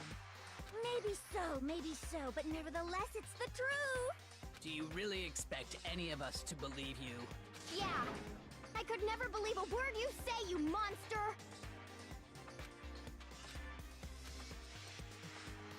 Maybe she's totally right about that, but something's still bothering me. What she said, I need to get some more details about all of this. Okay, now you're gonna get to see what the gameplay is like, finally. Status of the dead body.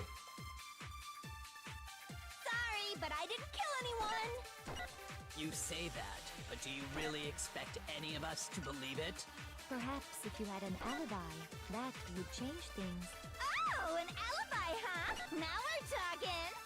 When you compare your past murders to this incident, the modus operandi matches completely. What more proof do we need? Give it up. You killed her. Like, is this some weird supernatural Ace Attorney adjacent thing? Okay. 15 students of a prestigious school that only takes in the most talented of talented people across Japan. 15 students of them come into this one building.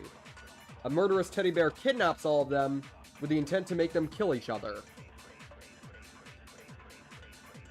So what the hell are we gonna do about her afterwards? Funny thing about that, they don't really do much. They just kind of let her wander. You know, just casually have a genocidal, I mean, like a megalomaniacal, crazy lady, you know, just walking around. But anyway, back to what I was saying. 15 students go into a high school. Murderous teddy bear wants wants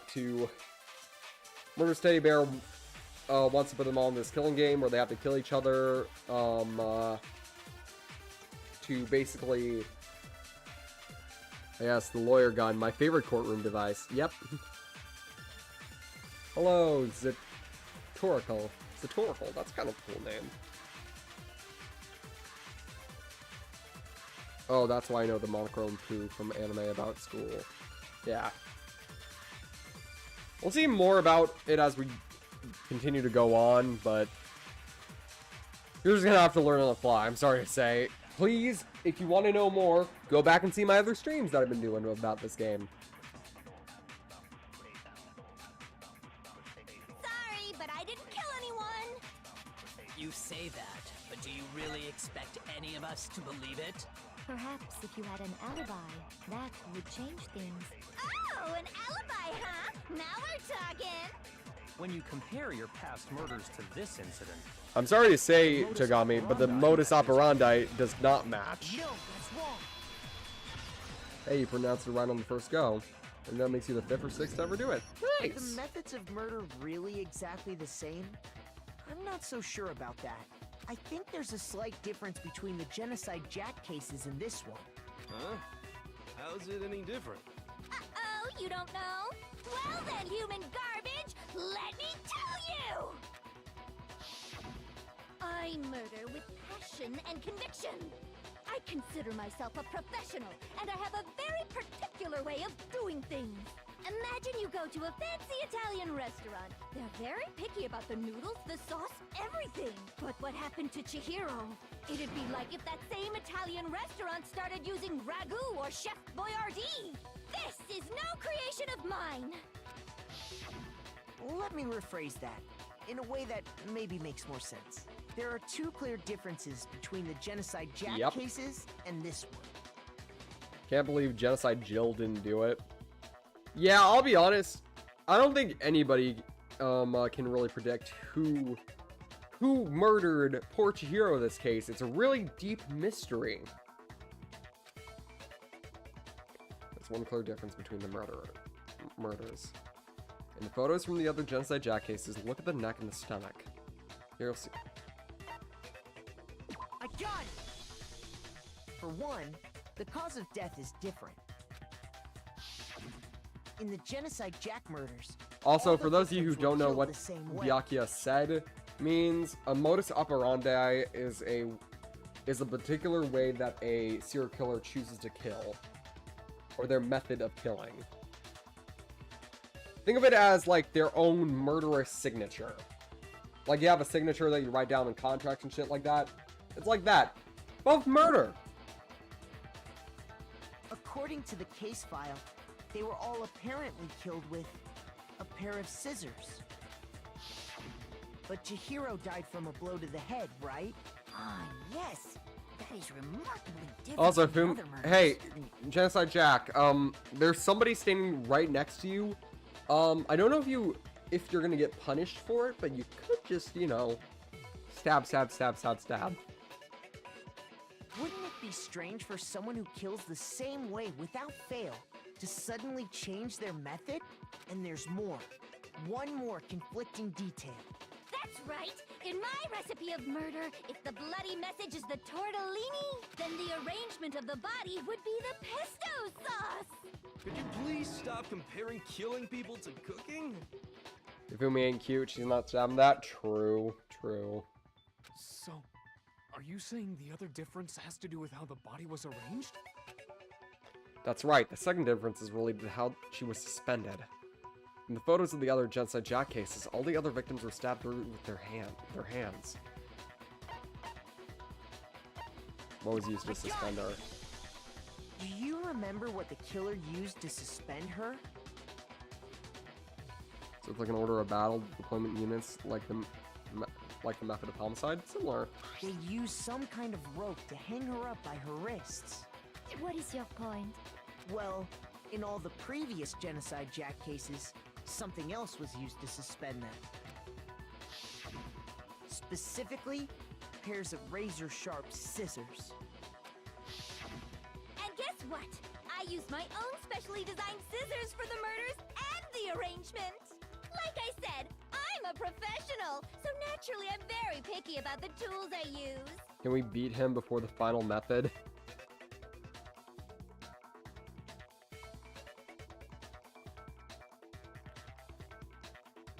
Going by Jack and Jill is defying societal expectations, and I dig it. And you know what else? I don't dig the murder, but that's a given. Fun fact, the reason they did that, they made this because in the Japanese version, the actual name is Genocide Show, or Genocidal Show. And show, is a gender-neutral moniker for people in Japan. I'm pretty sure it's even used as a Jane Doe, John Doe type situation. While here in America, they localized it to Genocide Jack and Genocide Jill because that is the classic thing used in the Jack the Ripper case. Before it was solved, everybody who thought that Genocide Jack was a man called him Jack the Ripper, and thought Jack the Ripper was a man. They would call him Jack the Ripper. But some people thought that Jack the Ripper was a woman and would call her Jill the Ripper, which has a lot less of a good ring to it, I'll be honest. Trust me, I'm like Byakuya when it comes to the Jack the Ripper case. Absolutely love that case. Big Mac said there's two differences, but he's wrong. Big Mac? Big Mac? Are you referring to me? We stand a serial killer girl boss. Some people call them Jackie the Ripper. That has more of a good ring to it. Listen up, Big Mac. There's actually one more difference. Is this copyright infringement? Huh? Wait, the fuck you mean? Technically, officially, quote unquote, it was solved. I don't personally believe it, but you can look it up.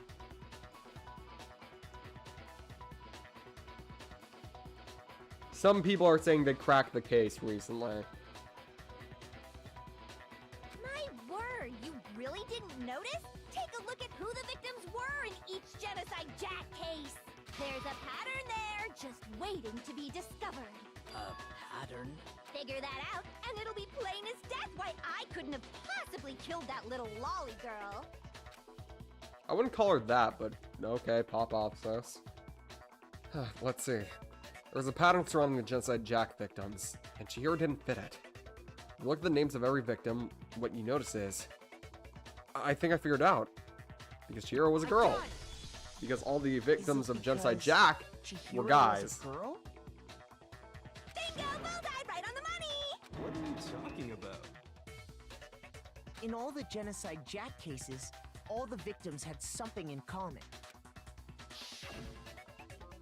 Ken Harada, 32, Tetsuo Honda, 17, Shoji Gaku, 23, Kano Issei, 14, Takashi Yoshida, 30, Kometsuna Hataro, Takafume Gono, Uchida Naohia, Takashi Musume, Yuto Yumajima. They were all guys?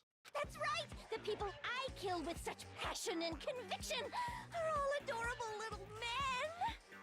Calm down, girl. I can't believe I said it! I'm so embarrassed! You're embarrassed that you kill men? The hell is wrong with you? Good. Yeah, thank you, Mondo. I can't help it! I'm just a full-throttle boy-on-boy fangirl, and the mopey side of me just hates it. So it's not actually solved? Wait, so it isn't solved? Yes! And the case remains unsolved. But now I'm on the fast track to becoming a full-fledged fan-madam! So since Chihiro was a girl and not an adorable little man, you wouldn't kill her? Would an Italian chef suddenly start making ramen just because they're both noodles? Don't be stupid. I have That's the absolute reality of the one I fucking knew she was a Fujoshi. We get it. You've clearly explained your hobby and your philosophy. But that's not all there is to it. It's a different matter entirely. When you're forced to kill in order to survive. Quiet, lowly cur! Lowly? Cur?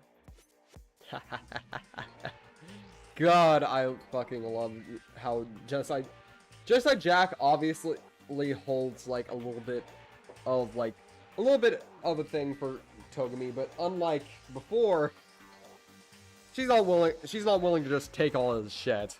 I would never kill for a reason as petty as mere survival. And if by some fluke I did kill to survive, why would I bother with the message and arrangement? It'd make me the obvious suspect! That does make some amount of sense. Yeah, she's a psychopath, not a dumbass. What is this? We'll stand. What's with the signs? The signs are supposed to represent the dead. People who have already passed on. Remember when Monokuma said girls can't be stabbed with sharp objects? Bludgeoned with a blunt object? No! What he said was girls have sewing kits and a message of all the vital organs to stab, stab, stab. While all of the men have a bunch of bonky things. Like hammers. Because Monokuma is fucking sexy. I'm just joking. Kinda. Not really. Maybe. I don't know. Plus, whatever reason I have for killing, I would never leave out my prized scissors. Who would go out of their way to use a big, stupid, heavy dumbbell? Maybe you used the dumbbell because you couldn't find any scissors in the school. Any scissors? I don't just use any scissors. I only use my own set of high-class envy of the entire world scissors. She's going off of stereotypes. True. Okay, whatever. There still aren't any in the school. Boy's about to regret that real fucking fast. Are you sure about that?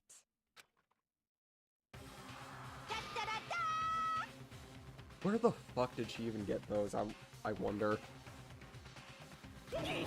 She's fully equipped! That's right! So I can kill anywhere, anytime! Why would I resort to dumbbells or rope when I have my trusty scissors by my side? Go ahead, tell me I'm wrong! You can't, can you? Gutter dogs, all of you! Not to mention, I have no clue how to tie a good knot. So rope's totally out of the question anyway! I have no idea what's going on anymore. Could such a heinous villain really be innocent? Of this murder, yes. Of multiple counts of murder, no. But the body really was suspended, right? And nobody but the police knew about that. Yeah. That's why we figured it had to be the real deal and not some copycat killer or... There is one person that got the Genocide Jack's cases.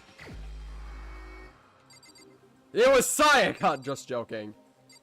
It was Junko, nope. Sakura, nope. Kyoko, Mondo. It was Chihiro herself. No, it's obviously this dumbass right here. Here's my answer. Byakuya, it's possible you could have found out, isn't it? You'd have no problem gaining access to classified government documents or internal police records. Plus, you'd already looked through the Genocide Jack file before this all happened, hadn't you? Are you saying Mr. Togami did it? Then the reason he pushed the theory of Genocide Jack being the killer so hard was because he wanted to pin the crime on her. So, he rearranged the scene to disguise it and make it look like I put my stamp on it. The adorable glasses man was behind it all. Oh, I'm on fire! Calm your as the major in Helsing Ultimate Bridge said, Jill, calm the calamity that is your memories. Well, Byakuya, what's your response? Hello? Hi, Queen Ramen. I see. So now the suspicion falls on me. No shit, dude. Then I must ask, When would you say I began acting suspicious? Surely you must have an answer. Looking back and thinking about it now, the way you were acting right before we discovered the body was a little strange. I'm sorry, what? Also, hi, Ramen. It's a more formal way of saying ahem, and I quote, calm your tits.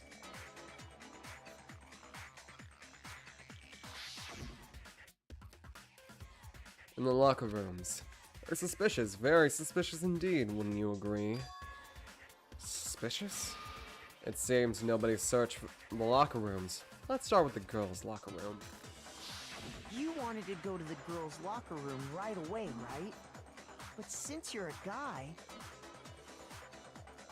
I should have naturally thought of the boys' locker room first. Is that what you want to say?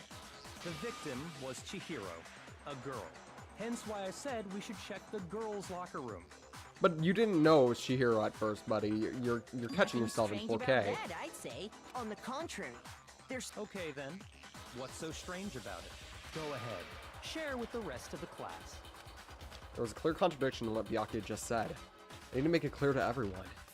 A new element has been added to non-stop debates. Would you like to hear more? Oh, it's finally time. True flashback. If you aim at a weak spot and hold down the left mouse button, then you'll memorize that weak spot. This memorized phrase can only been shot once as a single truth bullet. If you shoot or change this truth bullet, it will disappear from your truth cylinder. However, you can use the flashback feature as many times as you want. If you don't seem to have the answer to a lie or contradiction in your loaded truth bullets, it might be wise to memorize a different weak spot and use it to make your case. I hope you guys don't get used to this feature because it will never be used ever again in any other Danganronpa game except for this one. I'm still sad about that because honestly this is a cool feature. Well, you just have to use your keen wits, won't you? In this case though, I will say that if you don't use the flashback, you won't be refuting anything. Well then, good luck and have fun.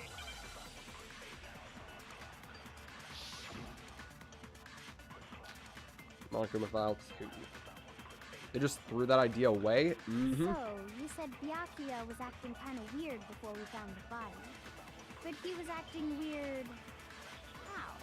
If you're presented with the opportunity to check out the girls' locker room, you absolutely take it. Calm down, dude. Natural reaction for any No, it is not. The victim was Chihiro, who was a girl. So of course I would suggest we check the girls' locker room first. There was no time for pointless distractions. What's so strange about that? I wish you'd taken me with you. I hate him so much. So, you said Byakuya was acting kind of weird before we found the body. But he was acting weird... how? If you're presented with the opportunity to check out the girls' locker room, you absolutely take it. That's a natural reaction for any guy. The victim was Chihiro. Bada bam, dude. What's wrong?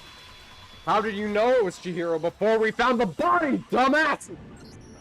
I'll tell you what's so strange about that, because up until we actually discovered the body, we couldn't have known who the victim was. So your claim that you went to the girls' locker room first because Chihiro was the victim doesn't hold up. I see. That's a good answer, I must admit. Interesting. Very interesting indeed. But your reasoning is still too weak. Huh? What's wrong? Is that it? Surely you've got more than that. Go ahead. Show us. What's with Byakuya's attitude? It's like he doesn't even care. I've gotten cornered, but he's acting like it has nothing to do with him. What's the matter? You're not finished already, are you? There must be more to it. There is. I think. There is more to it. Think about it. We just talked about the differences between this case and past Genocide Jack incidents. And this is interesting. Quite interesting. The proof you're looking for is hidden in there. Oh? Proof that I'm the culprit, you mean? Differences between this case and the other Genocide Jack murders. The evidence that proves Byakuya is responsible is hidden in there? What could it be?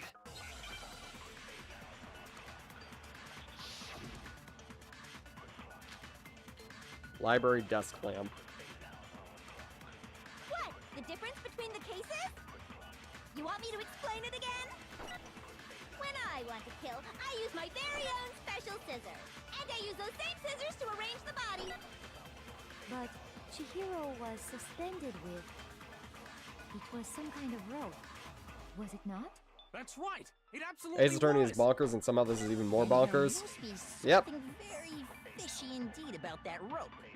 Hey, Byakuya, where'd you get it from, huh? I'd never seen that rope before in my life. Ah, shit! Obviously, somebody else must have had it hidden away somewhere. It got blocked by the white noise. Fucking hell.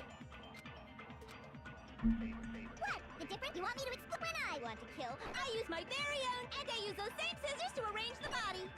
But Chihiro was suspended with... You gotta wonder where she gets her scissors. some kind of I frankly don't want to know. That's right. It absolutely was. Then there must be something very... Hey, Byakuya, where'd you get it from? I'd never seen that rope before in my life. Fuck! Obviously, somebody else must have had it. That hidden damn away. white noise!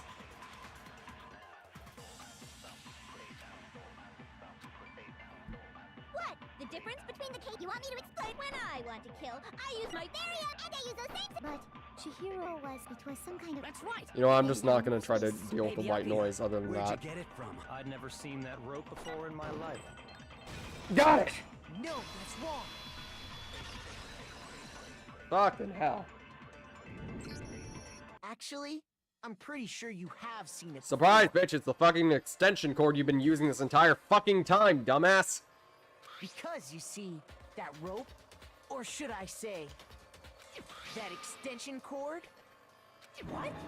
An extension cord? Byakuya, you've used the extension cord in the library more than once, haven't you? And the same extension cord that was in the library all this time went missing after the murder. And there's no way someone who uses that extension cord as much as you do wouldn't discover that fact. And Byakuya must be the one who took the extension cord. I can't imagine any other possibility. So guys, who are your current suspects? That's really what you think? Then your conclusion is something like this? I killed Chihiro in the girls' locker room, then hung her up and wrote that bloody message. I intentionally made it look like Genocide Jack was behind it. Is that about right? Shaped like a rat?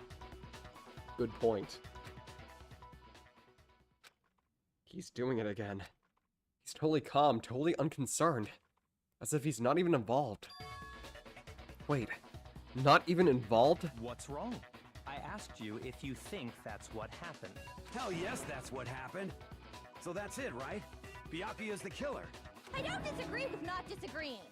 He kept calling this a game, right? So he'd be totally willing to do something like this to win. Sorry, but could we hold on just a second? I think... Huh? Do we really need to? We've already decided who did it. I know, but still. There's something that's still bothering me. Is that right? And what, pray tell, is still bothering you? I killed her in the girls' locker room, then disguised my crime.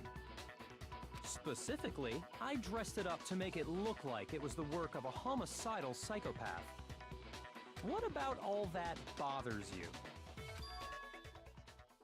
Wait, what was that just now? Something's not right. Chihiro's body was definitely found in the girls' locker room, but does that mean... Can I really just accept what Byakuya said as the truth? No, I don't think so. There's something... I got it! The scene of the crime. You say you killed Chihiro in the girls' locker room, right? But are you sure about that? Isn't it possible that the murder took place somewhere else? How disappointing. What kind of question is that? Even in the world of disappointments, this is a true letdown. She was found dead in the girls' locker room. There is absolutely no question about that. How could the scene of the crime have been anywhere else? Well, I think it's entirely possible that she was killed somewhere else, then carried there later, along with the rest of the murder scene. The rest of the murder scene? That was awfully specific. Please tell me you have a reason for saying all of that. I believe I do. Hey, Byakuya, did you just take off your guard?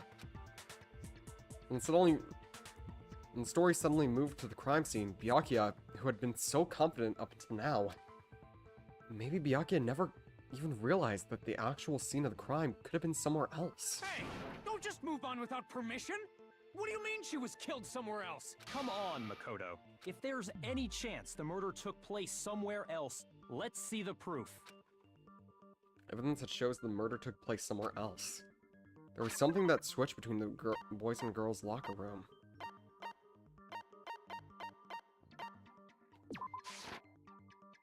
No, first I have to prove that the scenes were switched.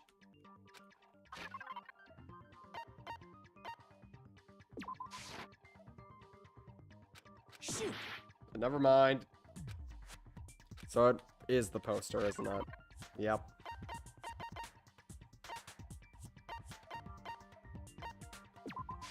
I got it! Okay, so it was. The proof that she was killed somewhere else is the poster that's hanging in each locker room. Your proof is some posters? The poster in the girls' locker room was a picture of a big boobed supermodel. But don't you think that's kind of strange? Can you not mention her breasts for 2 seconds? Why would the girls' locker room Sweet have a poster Jesus! like that? I bet those massive jugs of hers were totally fake!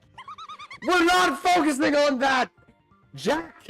Meanwhile, the boys' locker room had a poster of the super popular boy band Tornado. Again, that doesn't really seem to Why are we belong in the lingering boys' on locker this? Welcome to Danganronpa.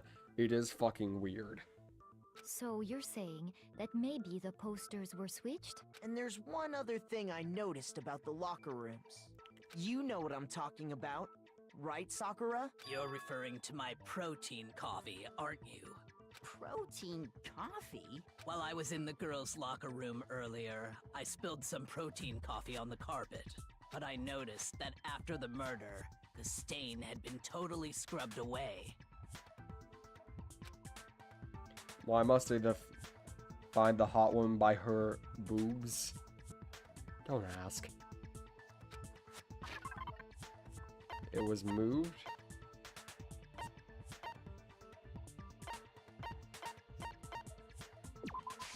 I got it! Bada-bam. The stain on the girls' locker room carpet wasn't scrubbed away. Blame the devs. Yeah, the devs are...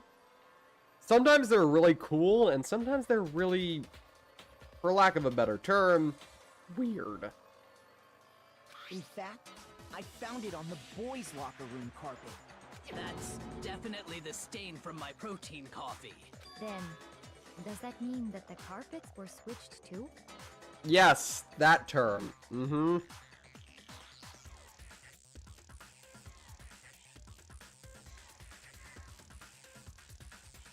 I guess you could say that fits, but, let's not use that term. Also, hello! Hello, Poochie Gaming. Welcome to the stream. But why would anyone do that? To move the murder scene from one locker room to the other. It's certainly Who drinks possible. coffee with protein? Anka Shark, can you explain to the court comment on wanting to gnaw the bones of a fellow student? I never said that! That's completely bogus! Just literally like the fucking like stuff, the like yellow words start crossing my face. Who died? Chihiro. What?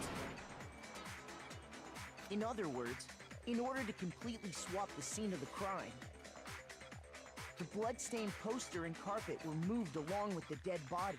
By doing this, the killer was My able child. to change the entire room where the murder took place.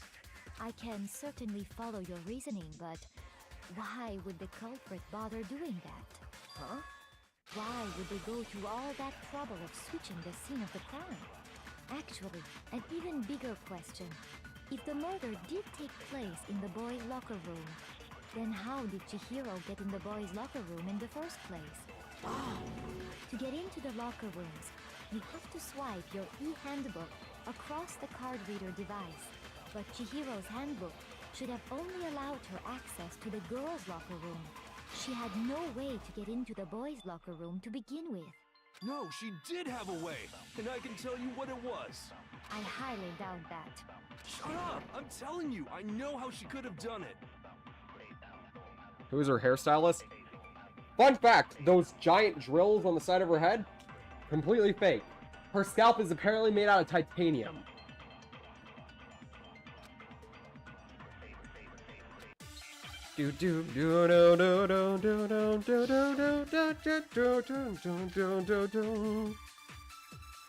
Is it really possible? Broken e-handbook. Could Chihiro really have gotten into the boys' locker room somehow? Ah! I got it!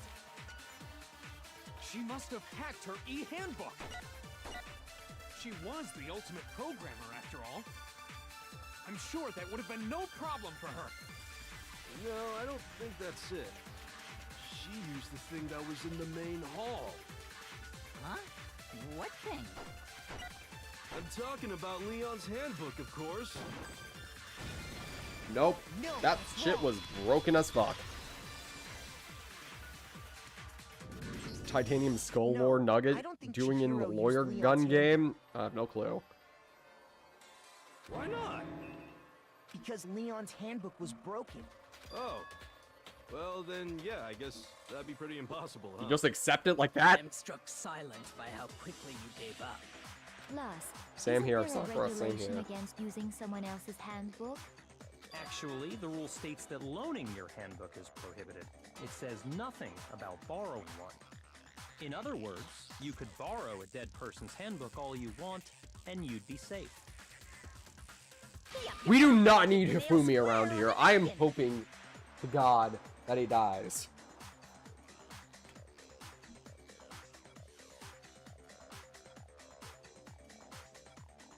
Ace Attorney on multiple layers of drugs, that's for sure. Of course, if it were broken, that wouldn't make any sense anyway.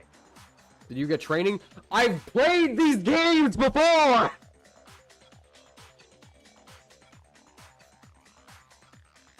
I remember every little detail. This is one of my favorite games of all time. Do I mess up on occasion? Yes, because my memory isn't all that great. But I've played these games before! So then, she must have... When they say borrowing, they mean stealing. She used her ultimate programmer skills and... You can't fix an e-handbook. The instant you open one up, a security buzzer starts blaring. So, if she didn't use Leon's handbook, and she didn't modify her own handbook... Maybe Mr. Naegi's initial assumption is just wrong? It seems like there's no way she could have got into the boys' locker room. So I guess Sorry, so. just trying to say how good you are. No, I'm appreciative of it. Sorry if it came off like I was being angry. I'm just joking. Yes, I've played these games before. What is the significance of the weird bear? He's basically the game master.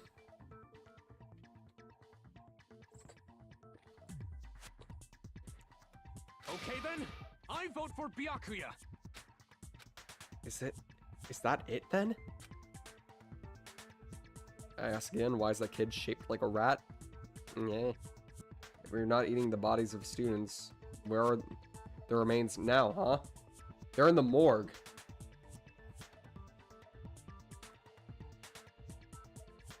Chihiro was killed in the girls' locker room, and Byakuya is the one who did it. Really? But still, I don't know what else I can do. Hold on a second. Thank you, Kyoko. I agree with you, though. I think you're on the right track. What the? You finally decide to open your mouth and that's what you've got to say? There's no way she could get in the boys' locker room, right? So... Why are you so sure she couldn't get in? There's still one other way she could have gained access. Why does the school have a morgue? Because of the killing game! What? What are you talking about? What other way is there? Well, to explain that, why don't we take a little break from the trial? I'd like you all to come see something. Oh boy. Wait. Just what do you think you're doing? Don't worry. This'll make the whole trial more exciting. I'm sure that thought must please you. Huh? It'll make things more exciting? Well, all right then. I declare an official class trial recess. Huh? For real? Now then, what is it you want to show us? It better not be boring or I'll be very unhappy. Oh, I have no doubt it'll meet your lofty expectations. God, the So, shall we go? sarcasm is so potent you can cut it with a knife. So before I even knew what was happening, the class trial had to be put on hold. We headed off with Kyoko in the lead. And where she took us was... Oh, great. I don't want to do this. The girls' locker room? We've already searched this place top to bottom. What are you trying to pull, Missy? I'd like you to examine the victim's body one more time. Be sure to examine the entire body very carefully. Take your time. Examine her carefully? Like using our hands? No way! It's probably best if I don't run my hands all over a girl's dead body. Well, at least Hifumi has the respect to not touch a dead girl's body. It's not that I'm creeped out or anything, it's just... based on religious grounds, you know? What religion? Very well. I'll do it. Thanks, Sakura. But you're a girl. You shouldn't have to touch a dead body. I'm back from earlier and I won't spoil Just anymore. let one of the Thank you boys very do much, it. Dakugan. No, it's okay. I think Chihiro would rather have a girl examine her. So just leave this to me. Sakura. What is this? Some kind of secret girl-on-girl action? Is that what you two are about? That's not it at all. Stop screwing around. Okay, here I go. I'm sorry, Chihiro. Please excuse the intrusion. Putting her hands together in a brief prayer, Sakura then began to examine her body. Be sure to check her entire... Her entire body? What? This is... What is this? What is it? Not possible. It's not possible. This is gonna be uncomfortable. This girl is what? Is a boy. Ah, I see. So she was actually a he. This is why I find this case a little uncomfortable nowadays. Thank you for confirming this fact. But here's my personal interpretation. Chihiro is just generally gender neutral. Why did this have to be a plot line? Exactly. What? You're joking, right? I wouldn't joke about this. Then You'll see the reasons later. It's not actually trans related, but I just personally yeah, I can tell this case is not good for any queer person, honestly. and it's really true? Chihiro was a guy? Gender neutral. Oh, what? You guys didn't know? Heck, I knew that right off the bat. Shut the fuck up, Monokuma. Chihiro Fujisaki was totally a guy. Gender neutral. He was a cross-dresser? Outdated term. Totally on fire! I wish I had killed him! Go to hell. So that's what Kyoko wanted to show everyone, huh? Interesting. Yes, that certainly does make things much more exciting. Now let's Go to bring hell. this wave of excitement back to the courtroom Ahem. I do apologize for keeping you waiting. Now then, let's resume the class trial. But the point is, Chihiro was still a precious bean baby that needed to be protected, and whoever fucking killed them, bleh. We've all just learned of the shocking revelation that Chihiro was actually Gender neutral. a boy. Let's pick up from there. Bianca, I'm deleting this game from existence. Once again, I think most religions are very precious about the deceased. Centurion, I think you're a little bit delayed on this, buddy. Yes, well, I don't know his reason for hiding it, but the fact is, Chihiro was not a girl, but a boy. Gender neutral. Canonically, whatever, but also from here on out, whenever they mention Chihiro after this fact, I'm going to refer to them as them, and not he or she or whatever else they use, because often than not they use it in a disrespectful manner that I personally don't enjoy. This is the same thing that my friend Red does on her stream. I think Chihiro...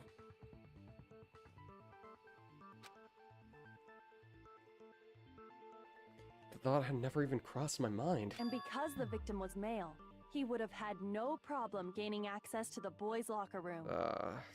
Assuming his handbook. The rest of did, this case in is fact, really list good his outside of gender as this male, fact. Then yes, that would be true. Of course his handbook said he was a boy. He dressed like a girl, but he was a boy through and through. Nope. So then, there should be no issue with Makoto's initial assertion. The victim was killed in the You know, boys' locker room. if you want a better and was then later dissection moved of to this the girls' entire locker room. case from an actual professional standpoint, go watch Nezumi VA's Danganronpa retrospective up to chapter 2 if you don't want to get spoiled for the rest of the game. But yeah. And the killer could have easily used Sayaka or Junko's handbook to get into the girls' locker room.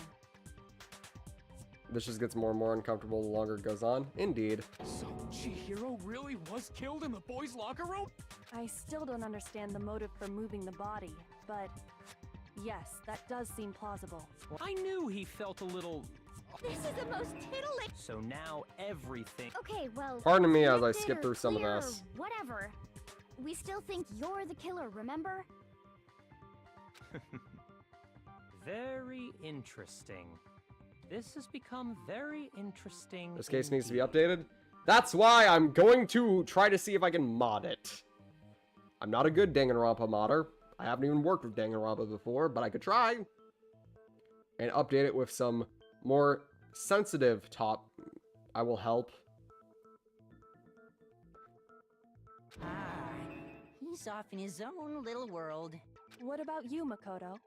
After everything we've learned, do you still Nope. think Byakuya's the killer? Well, without a doubt, Byakuya is the one that made Chihiro's death look like Can we get a link to that genocide video? Jack did. Sure.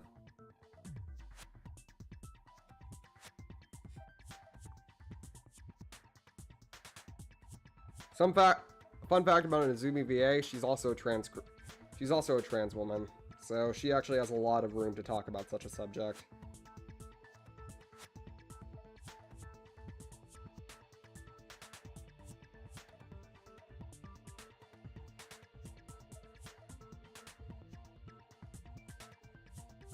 Hold on a second. There we go.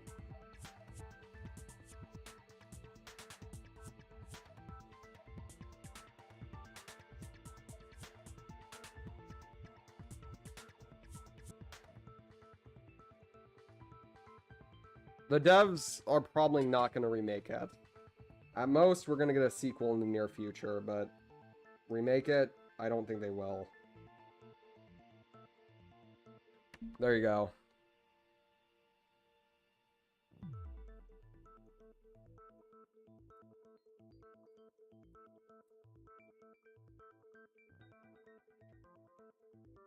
Seems personal. In creating this case, I don't know exactly how I would describe this case. Once again, this was in the 2010s, which even then, ideas of gender identity and stuff like this was, well, not 2010, 2015. And back then, it was still being called into question, stuff like that, which doesn't make it any less insensitive. especially as a trans person myself. It doesn't make it any better. I'm going to forget this case. Sadly, you cannot. This is a important case for the rest of the game. This point of contention doesn't get really thrown around a lot, similar to case 3 in Ace Attorney 2, but it is a point of contention for the rest of this case. But sadly, for the rest of it, it is going to be important. But I think he might not actually be the killer after all. What? But aren't you the one who accused him in the first place? He just seems to be too easygoing about all this. Gonna be like sick? He's enjoying us Yeah. solving the mystery. The way he's acting, it makes it seem like it doesn't have anything Okay, but to do with him. like, there has to be a mod to change that part of the case, right? Nope. Once again, the problem about this case is this specific part is so integral to the overall plot. It'd be hard to just snip it out without having to redo the entire case from ground up. And you think that might be because it doesn't have anything to do with him? Plus, the evidence he left behind was a little too... how can I put it? Overt. He consciously chose to use the extension cord, knowing it could connect him to the murder. At least, that's how I see it. And Byakuya, when you found out the murder took place in the boys' locker room, it seemed to rattle you. Does Eggman ever slay anyone? And then again, when I you cannot found out confirm or Chihiro was deny actually any the sort of guy. thing that happens in this game. Please tell me the cases get less outdated. After this case, no such thing about gender identity or any of that is brought into question in any further thing. However, you can still headcanon a bunch of characters as part of the LGBTQ community, which personally I do.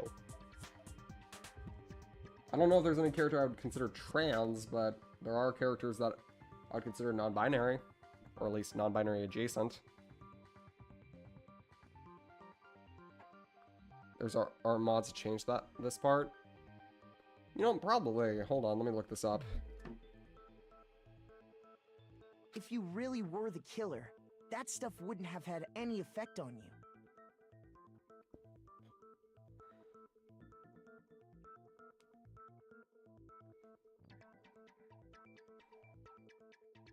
Yeah, there is a modding community on Game Banana.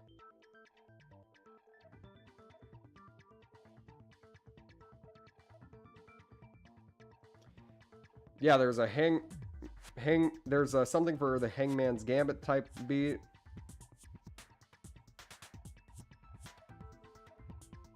Delocalized Danganronpa. Distrust style maps demo version.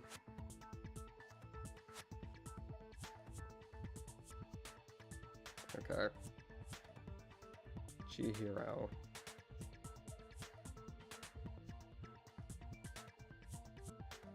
Hi, Donna Spikes. So that's your thinking, huh? Well, it bothers me that you don't have more concrete reasons, but it's fine. I guess I'll mark it as correct for the time being. Mark it as correct? He's right. I am not the culprit. However, he did decide to string up an innocent person's body. I just happened to come across the corpse in the girls' locker room and decided to alter it. Are you fucking with us right now? No, I am not effing with you right now. I'm telling you the truth.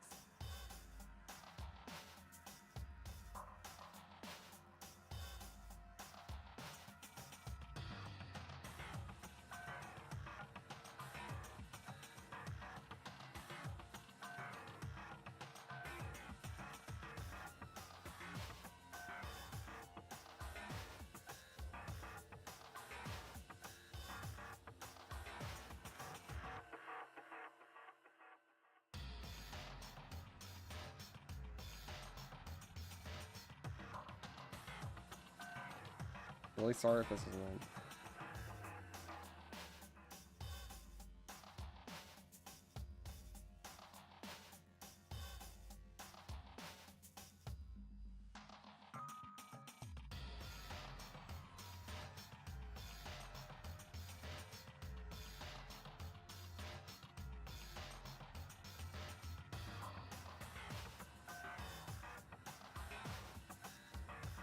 Okay, so through learning more about this, I don't know what to do because in every other media, Chihiro does say, because fun fact, there are many different modes slash spin-off, aka Summer, where Chihiro directly states that he's fine being referred to as a boy and honestly sometimes prefers it. So in reality, this isn't exactly being horrible to him. It's still just a weird case in general for trans folk like us because it's crosses a lot of lines we don't exactly want to be crossed, if that makes sense.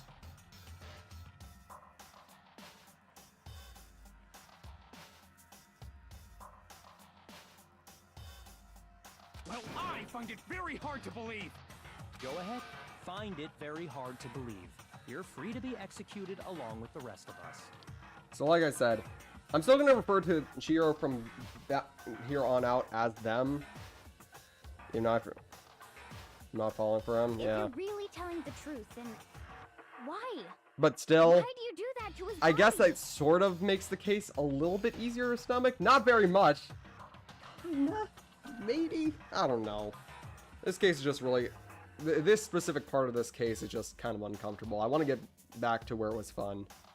So, Chihiro was a demi-boy or something. Got it. There you go. My reasons hardly matter right now. Uncovering the culprit is much more important, wouldn't you say? Now then, if it wasn't me, who was it? Well, I don't think I can say for sure without talking about it a little more. We're seriously gonna keep going? We're all good, aren't we? I thought it was clear Byakuya did it. No, I'm with Makoto.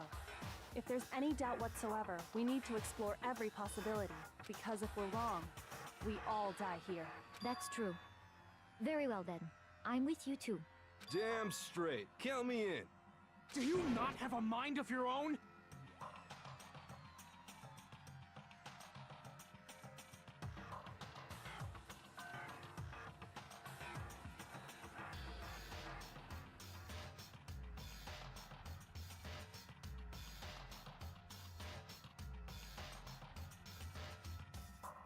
Yeah, big... Okay. So we're gonna get into this later, but the reason for Chihiro being... or deciding to live out his life as female is very different from being trans. There's a reason... There's actually a deep-seated reason why that is explained later. It isn't actually trans. It's something else that's kind of even sadder. Of course I do. What am I, an ant or something? An ant? No. You're a porcupine. That's a lot. It's a lot sadder than just the concept of gender dysphoria and all that stuff. It is a lot more heartbreaking. Anyway, let's discuss this all as a group one more time. So yes, I will say We still this. have time to make You our will decision. be... your hearts will be torn out again. Welcome to Danganronpa. It fucking song. That's very true.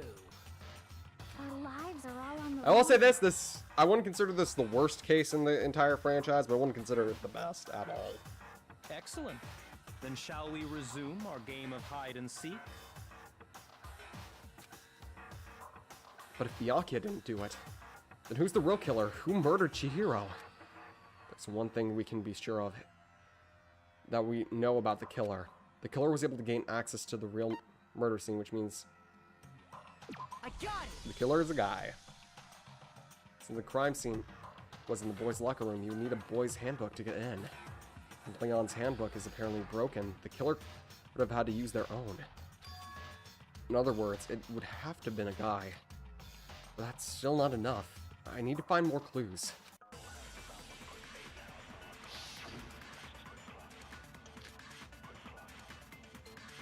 Isn't there a single clue that might lead us to who did it?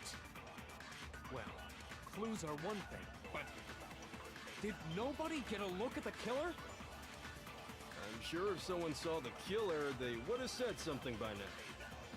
Perhaps someone saw the victim at some point. Even that might be enough for now. Yeah.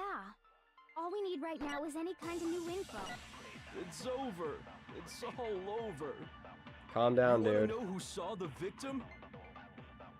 The killer! And only the killer! Nope! Celeste saw. Well, Celeste is the killer. I believe someone else did see the victim before he was murdered. What do you think, Celeste? Now that you mention it, yes, I did see him. Huh? Really? Oh, but I suppose only. But what were you talking about earlier, Robuxy? Rich coming from you. Who were you talking about again? Mind you, if I ever made a mistake during that entire explanation, deepest apologies. This case is weird for me as much as it's weird for you guys.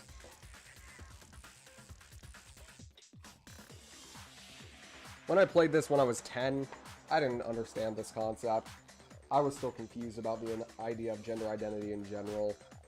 I liked this case a lot better when I was 10 than I like it now. Why is Yamada? The rest of you had no idea, did you? That is why you're all making such ugly noises. Fuck off, you goth son of a bitch. Whatever! Just hurry up and tell us! It was last night, right before nighttime. I saw Making Chihiro the in the dormitory warehouse. Do not give him the satisfaction of being :3. He does not deserve it. I saw him stuffing a track jacket into a duffel bag, and then, I assume, he headed off to exercise. A track jacket and a duffel bag? But we didn't find anything like that at the murder scene. Plus, a reminder, Japan is really weird when it comes to gender identity, unfortunately, so... that's another thing you gotta add to this shit. It seems likely that the culprit destroyed. And that is when he said something that struck me as rather odd. Well, I better get going. I'm in kind of a hurry. Chihiro told me he was in a hurry, but why would he be in a hurry? Only if someone were waiting for him, I should think. So, Mr. Fujisaki was on his way to meet with someone, and then they were going to work out together? But Hina and I had invited him to exercise with us plenty of time. Probably because he was afraid you'd find out the secret. Which means that conversely, he must have trusted whoever he was meeting with very much. Action, bloodshed. Guess that's fair. There's a lot of bloodshed in this game, that's for sure. So that he was willing to risk his secret being revealed. What a marvelous friendship! The point is, whoever he met up with is the culprit. But knowing what we know, I can't even guess. No. You already have what you need to make the connection. Huh? Huh? You know who the killer is. Seriously? I was talking to Hiro calling someone an ant. I mean, Taka calling someone an ant. Who is it? Who's the killer? Think back to the track jacket and duffel bag the killer disposed of. Focus on the details of these items, and it should become obvious who was waiting for him. Are you sure about that? You really think we can figure out who did it based on 2 pieces of evidence that we don't have? Why? You want to track down some fingerprints or something? Even if we had the equipment for that, we wouldn't know how to use it. As was noted, the evidence is already gone. There's nothing to get fingerprints from. Maybe, but we can make certain inferences if we just take the time to talk it out. Easy for you to say, but fine. Celeste, did you notice anything special about the Why don't bag these or kids jacket? don't just destroy the evil teddy bear? Because if you even attempt to hurt Monokuma, he will punish you by executing you directly on the spot, whether that be by blowing himself up, stabbing you with a bunch of spears, or dropping you into a prison where you're gonna starve away and dehydrate. The bag was just a normal duffel bag from the warehouse. There's a reason why most of this cast was recast during when this thing was properly turned into an anime. Some of the voice actors, they need a little bit more time to cook. All the bags in there are the same, so I can't imagine what would make that one special. Well, if I remember right, there was He a blows himself up. variety of tracksuits to choose. Yeah, there's a problem about that too. There's hundreds of Monokumas scatters across the entire school that can just pop back up with the previous Monokuma's memories. It's some weird, wacky AI bullshit. I don't know. Do you think there might be some connection between the culprit and Chihiro's jacket? Perhaps. Let's explore that and talk a bit more about the jacket he took. Once again, go back and watch the previous streams if you want more context. Does Chihiro's track jacket really hold some clue about the killer? Somehow, it's really hard to believe.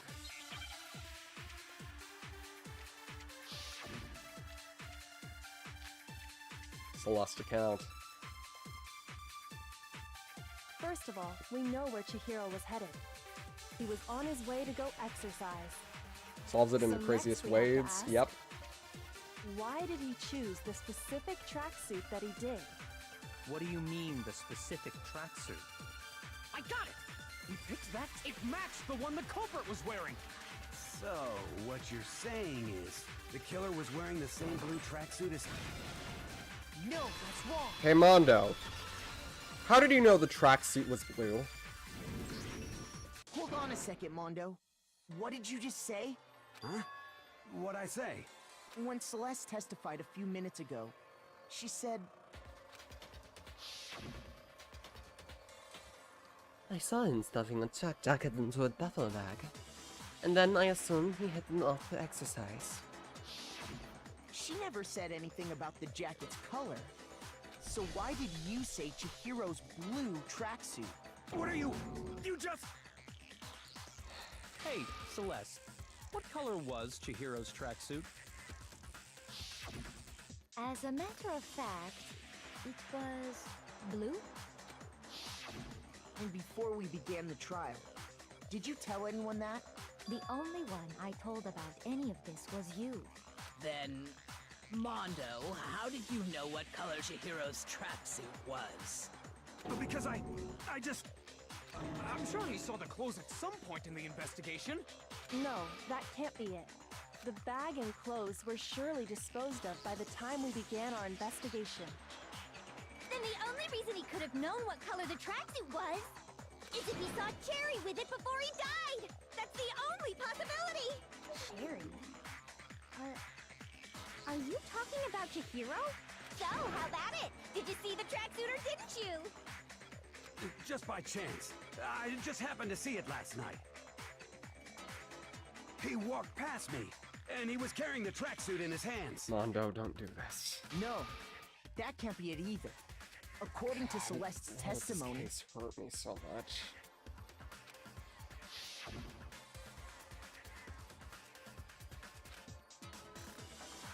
And just like that, she was gone.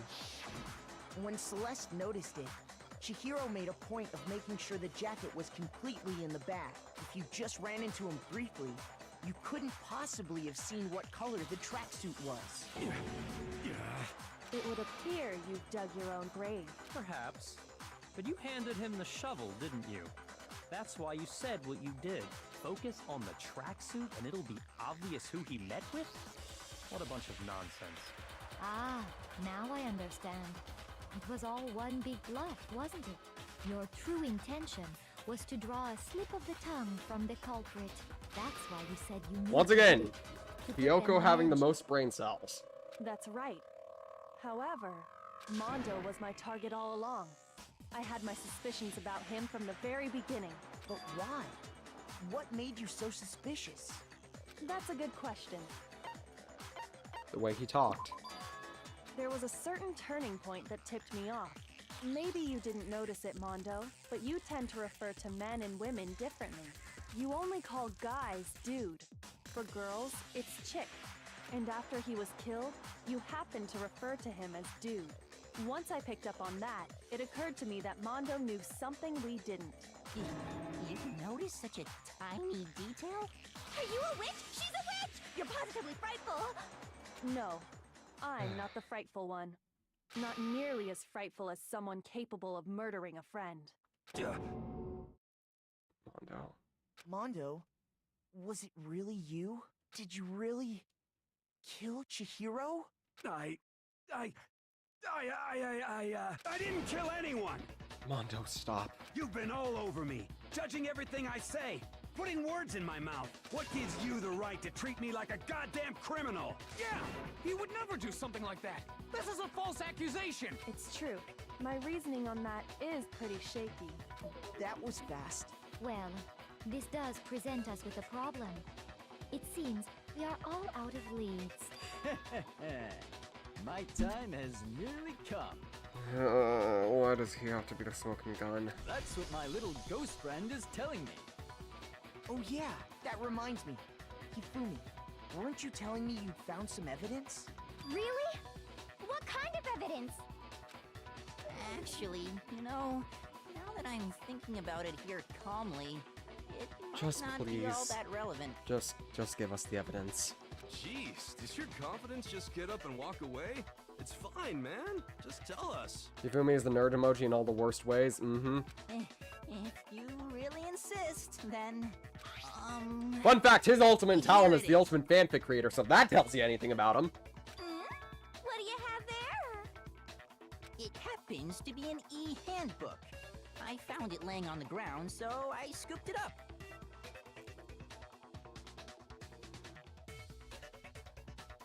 It's also a walking fedora. Mm-hmm. As somebody put it earlier, walking Discord mod. It's Chihiro's. I got it!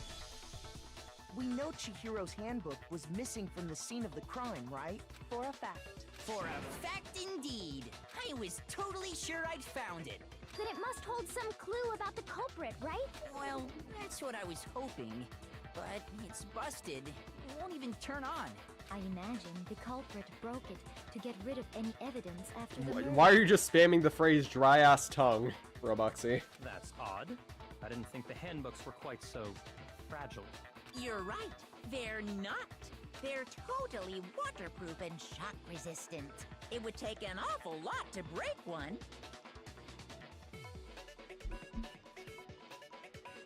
And yet, this one does appear to be broken, as is Leon's, sitting useless in the main hall. For all your confidence, that is a remarkably high failure rate. Do you think there might be some kind of mystery in there somewhere? How, precisely, did the handbooks get broken?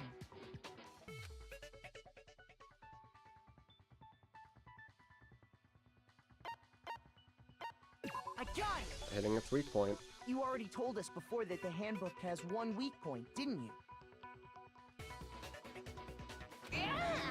You remember that? Yes, dumbass! Sure, maybe I let that slip, but I never told anyone what the weak point actually was. We are aware. If the handbook is supposed to never break, and two of them broke in quick succession, then... My Wi-Fi died for 3 minutes. Then we can only assume that someone's figured out its weakness. You know what the weakness is, right, Monokuma? So, what is it? Huh? You're asking me? Well, a few times that I think Monokuma actually says anything. I think it's a necessary piece of information if you want this to be a fair trial. But if I tell you, and someone else decides to copy it, that would be very not good. Just tell us already. Why would we want to break our own handbooks? Oh well, I have a weakness for pushy demands. But you're sure you won't follow their example? Then allow me to make a special announcement. The weak point of my cutting-edge e-handbook is... when it's exposed to high temperatures for too long, it will suffer a meltdown and totally... High temperatures! I flippin' knew it! You knew it? Yeah, because I found the handbook laying on the floor of the sauna. The temperature in the sauna can reach over 200 degrees. Strange how you don't get burnt, huh? It's because as your sweat evaporates, it creates a cooling layer of air around your skin. Thanks for the educational lesson, Professor Monokuma. If the hot air of the sauna were somehow pushed directly onto your skin, you'd So when you're in a sauna, make sure to keep nice and still. Thanks for the advice. Interesting. I learned one new fact today. We're learning many new facts today, Kiyotaka. It's just a matter of time. That is a mere trifling speck of knowledge. Anyway, if you found the victim's handbook in the sauna... Yeah, if it was Celsius... I mean, if it was Celsius, I'm pretty sure they would just straight up just kill you. Then the killer must have been purposely trying to raise its temperature in order to break it.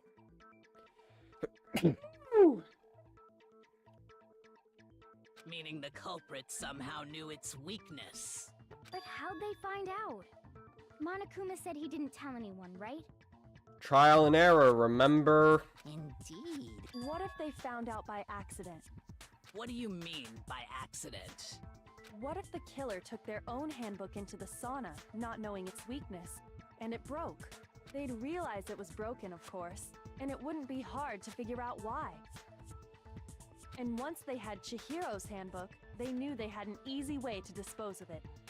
I won't say it's not possible, but who would have done something like that? I don't know of anyone who took their handbook into the sauna. I might know someone who did. Mondo. Whoa! Seriously? I think the one who may have taken their handbook into the sauna was... Sorry, Taka. It had to be one who wore their clothes in the sauna. It was.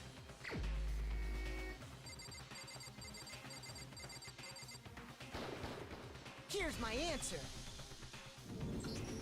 Mondo, your handbook got broken in the sauna, didn't it? What? Why? Why do you keep accusing him? Mondo and Taka had an endurance contest in the sauna not too long ago, remember? And for the contest, Mondo just so happened to keep his school uniform on. But little did he realize, he'd also left his handbook in one of his uniform pockets. And when it was all over, Mondo discovered that taking your handbook into the sauna could easily destroy it.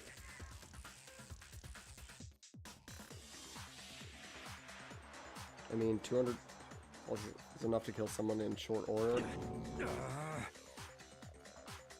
No, wait, hold on. You've got it all wrong. He would never kill. I don't accept this. Show me the proof.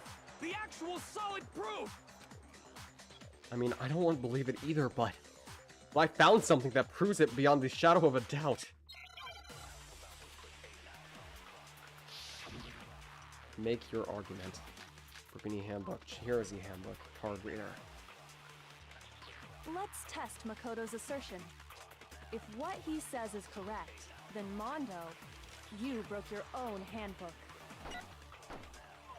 In other words, if Mondo's handbook is actually broken, then that proves that what Makoto said is right. Well, my goddamn handbook works just fine. See? Look! Makoto was wrong after all! Mondo wouldn't hurt a fly! Nope. I know what the thing is. Let's test Makoto. If what he said you broke your own. In other words, If Mondo, then that proves that what... Well, my goddamn handbook works Nope, just fine. it doesn't. Because that broken handbook isn't Leon. Mondo, the handbook you have right now, is it really yours? The fuck is that supposed to mean? The broken handbook that was in the main hall, isn't that one actually yours? What the heck are you talking about? What I mean is, I think Mondo swapped his handbook out for one that actually works. I think he took Leon's handbook and replaced it with his own. After all, Monokuma said himself that Leon's handbook never should have broken. That's right! The punishment it suffered wasn't nearly enough to destroy it. So then, the broken handbook in the main hall is actually Mondo's. Which would mean that the handbook Mondo has right now is actually Leon's, yes? But doesn't that violate the school regulation that says loaning out your handbook is prohibited? Well, here's how I look at it. There is a rule about loaning your handbook to another student. But if they're dead, they're not another student. It's It's kind of a gray area, I admit. But no worries. If anything, it just makes things more interesting. As such, I decree that exchanging handbooks with a corpse is not a violation of the rules. Well, Mondo, if I'm wrong about this, you're welcome to say so. I'm happy to admit I made a mistake, but... Son of a bitch! What's wrong, bro? Come on! Tell him he's wrong! You are wrong! You have to be wrong! Everything you just said is wrong! You made it all up! Okay, then why don't we look back on this case one more time? It's time for from the closing beginning. argument. That way, everything will become clear, and we'll all see if I was right or wrong.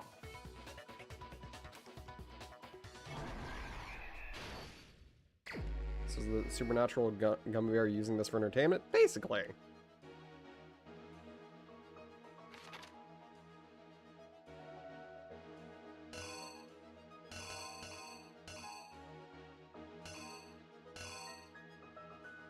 Okay.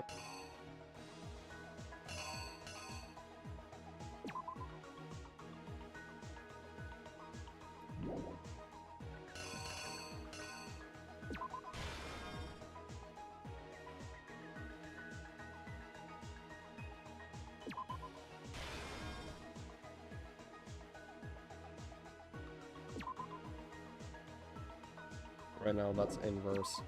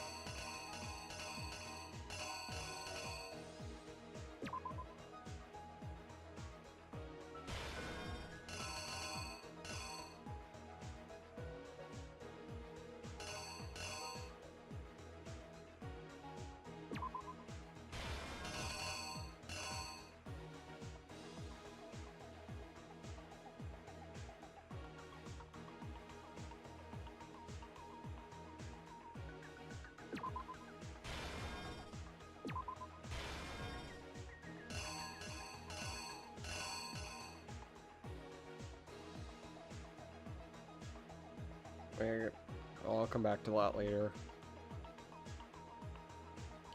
Oh yeah! This is a detailed explanation of how Byakuya fucking did this. It's fucking disgusting what he did. Like, obviously Mondo is in the wrong for even killing Chihiro in the first place, but you're fuck.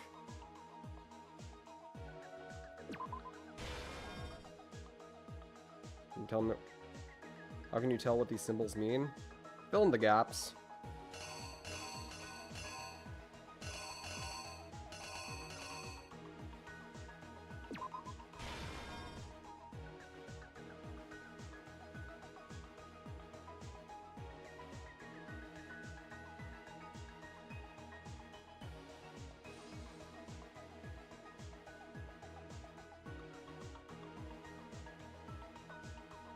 Like, killing somebody is one thing, but desecrating a body and making it look like a serial killer did it? Bro is beyond despicable. Fucking hate Tagami.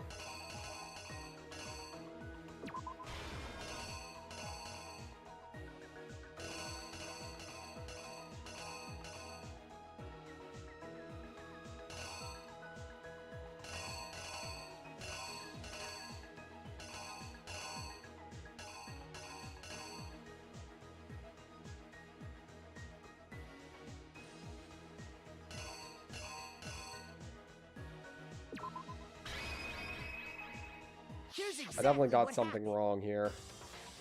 First, let's take a look back to before the incident.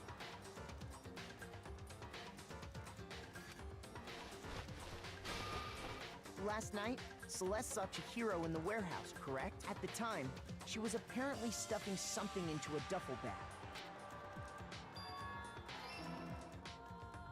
That something was a blue tracksuit. You can confirm this, right, Celeste?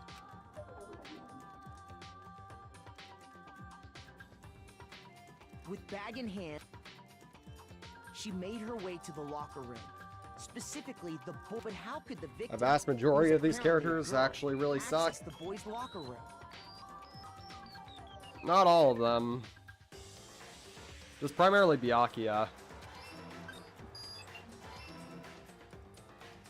Simple. Because she, which is why he was able to use... Once inside, he met with someone there. And the person he met was the one who killed him. It seems likely that the killer grabbed the nearby dumbbell, approached the unsuspecting Chihiro, Fun fact, we're actually wrong about this section. and attacked him. Why is he knowingly misgendering? Like I said, it's not exactly misgendering, because when I say that Chihiro wanted to be identified as a boy, I'm not joking. People like me just go with gender neutral because it feels right. But like I said, I think Chihiro is cool. Like I said, go check out Nezumi VA. But sadly, Chihiro is also dead. Why doesn't have to focus on that thing?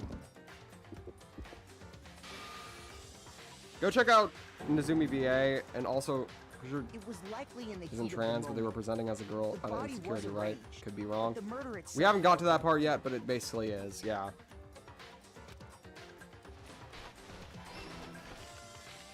Which is why the killer hurried to try and hide the act. First, pulling Majority up of the living bloodstained carpet. I wouldn't say that. Then, removing the bloody poster.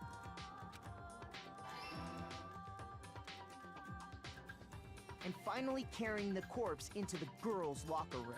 A girl's handbook was... But this alone doesn't prove that the killer was necessarily a girl. After all, Sayaka and Junko's handbooks had been placed in the main hall. Using one of those, a boy could get into the girls' locker room without much problem. And that's exactly how the killer did it. With the carpet and the poster they brought the code with of them, Vasily. they got to work. They changed the layout of the boys' and girls' locker room in what you might call... Okay, act. The art in this That game is so could have pretty. been the end of I will say things, that, yeah. But no. Byakuya discovered the body and decided to intervene in the situation, making things even more complicated. When it comes to the gender identity of Chihiro, I guess you could make your own So, conclusions on after exactly stumbling on the crime scene, the entirety of it. he went and grabbed the extension cord from the library. So whether or not And then he got to work. Byakuya is disgusting, yeah. He used the cord to string up Chihiro's lifeless body.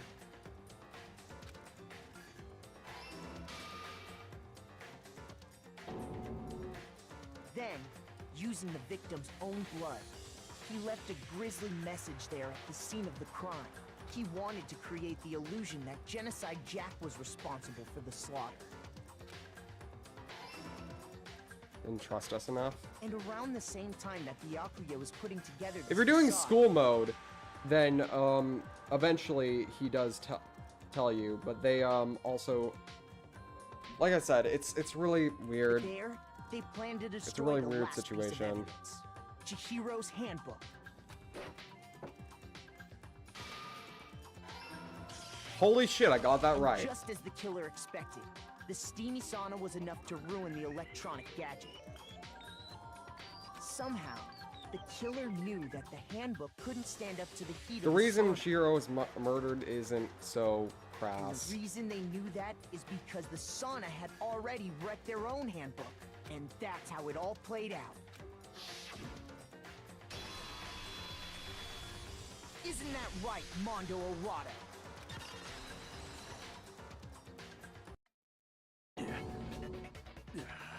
Wait! No! This can't be right! Where's your evidence? Things like the game could have been Where's your evidence? accentuated on, but mostly show done so much better. Mostly the show could have done so much better. They rushed everything so much. Blah, blah, blah. I never liked the show at all. You need evidence! You need proof! Without any proof, you can't pin any of this on him! Once again, I wouldn't exactly pin this on the cast, because most of the people in this cast are good people. Most. Stares at Hifumi and Byakuya. Those guys, though. Stares at Genocide Jill, too, even though I love her. She is a serial killer. If I can somehow show where Mondo's handbook is right now. Once I do that, everything will become clear. New element has been added to bullet time battles. Absolutely. Fever time and negative... No. Whoa. Negative time. Negative time. That is too close to a certain word. During a bullet time battle, if you press space key, fever time will activate and the tempo will be forced to its max. At this point, even if you push the buttons at random, you won't miss. So you can push RMB, LMB, RMB, LMB, however you want to destroy the opponent's verbal assault. This only lasts until your focus gauge runs out, so make it fast until...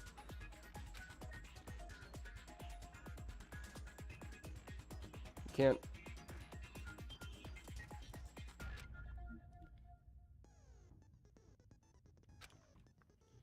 The opponent activates negative time during bullet time battle. Your tempo marker will disappear, making it quite a bit tougher to hit the buttons in rhythm. No, never mind. I'm sure nothing would happen. I don't know what I was worried about.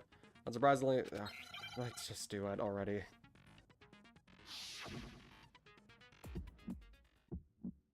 Sorry about this, Kiyotaka. Show me some evidence! You're wrong! I won't listen! I refute you! False! Show me some evidence! I won't listen! False! I refuse to vote! Show me some evidence! You're wrong! I won't listen! I refute you! False! Show me some evidence! I won't listen! False! You're corrupt! I refuse to vote! I refute you! False! You're corrupt! Show me some evidence! This should prove it! I'm sorry, Taka. I think the first game is my least favorite. The characters and story in the second game are probably my favorite. V3 is really close second. Second game's characters stand out a little bit more to me personally. V3 personally stands out to me a little bit more, but I can agree when I say that the second game has a lot of good characters. Mondo must have replaced his broken handbook with Leon's. In which case, we can just check each of our handbooks right now. Once we do that, we'll... We don't gotta do that. Thanks, Mondo. Huh? Yeah. I did it. I killed him.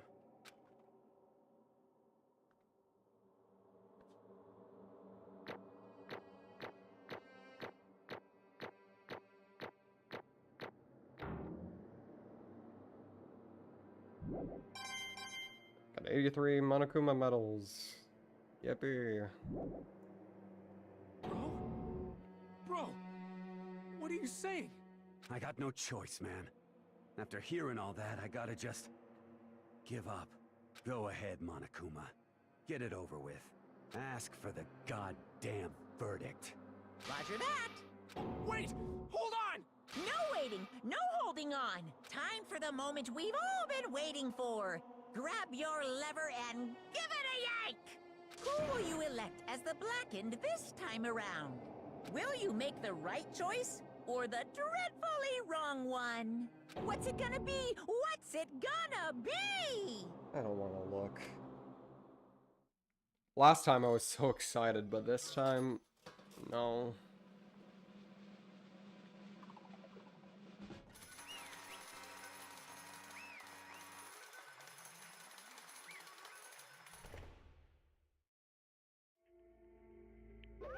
What?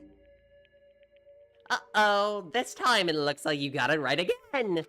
Yes, it is. So, the Blackened that killed Chihiro Fujisaki was... Mondo Uwara!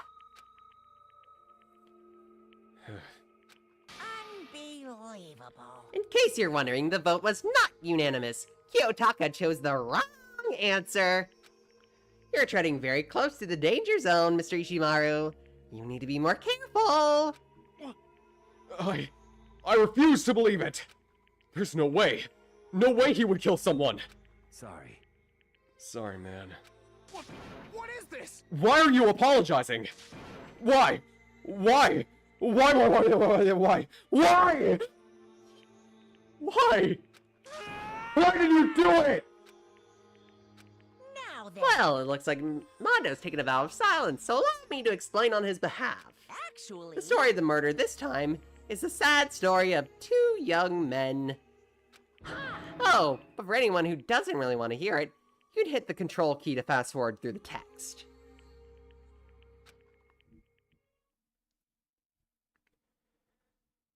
Anyway, there was once a young boy, and his name was Chihiro Fujisaki. He had an extreme inferiority complex regarding his lack of strength. You're so weak even though you're a boy. He heard things like that as long as he could remember, and he couldn't overcome his weaknesses. On the contrary, he tried to hide and buried himself further and further into that weakness, to take on the fragile form of a petite young girl. He had chosen that as his way out. Like I said, it's even more of a tragic story, I'll be honest. Now nobody will be able to say anything about, even though you're a boy. But no matter how tightly he wrapped himself up in that shell, the inferiority complex had already taken root deep inside him, and it was not easily weeded out. As it turned out, the shell was completely empty. The complex didn't disappear. Instead, it only grew stronger and stronger. I'm weak. Weak, weak, weak, weak, weak, weak, weak, weak. Once the killing game began at the school, he had no choice but to accept this fact. After all, this world is survival of the fittest. If you're not strong enough, you don't survive. And then the lovely and hateful Monokuma announced the revealing of embarrassing secrets. Which of course included Chihiro's embarrassing secret, which I was more than willing to divulge. Even though he dresses like a girl, Chihiro is actually a man. Hey, And that was something Chihiro couldn't let anyone find out, no matter the cost. If that was revealed, it would be the end. The hardened shell would crack, the armor would fall away. Not a doubt those around him would torture him more than ever before. Everyone figured being thrust into such dilemma must have sent him spiraling into despair. What? And yet... I'm sorry. Sorry. I don't really want to talk about this right now. But I also don't want to leave things the way they are. So maybe I can talk about it later? After I try my best to become strong. Then I can tell everyone.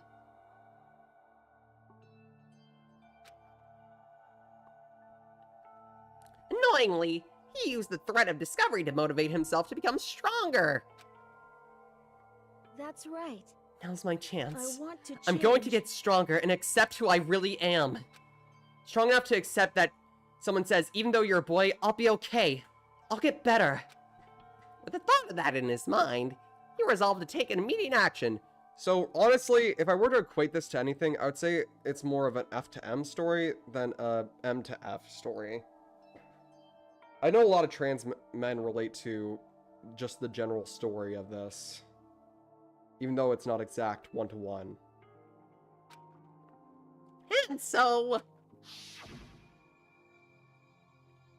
That day, he made the commitment to begin exercising. He was prepared to retrain his mind and body.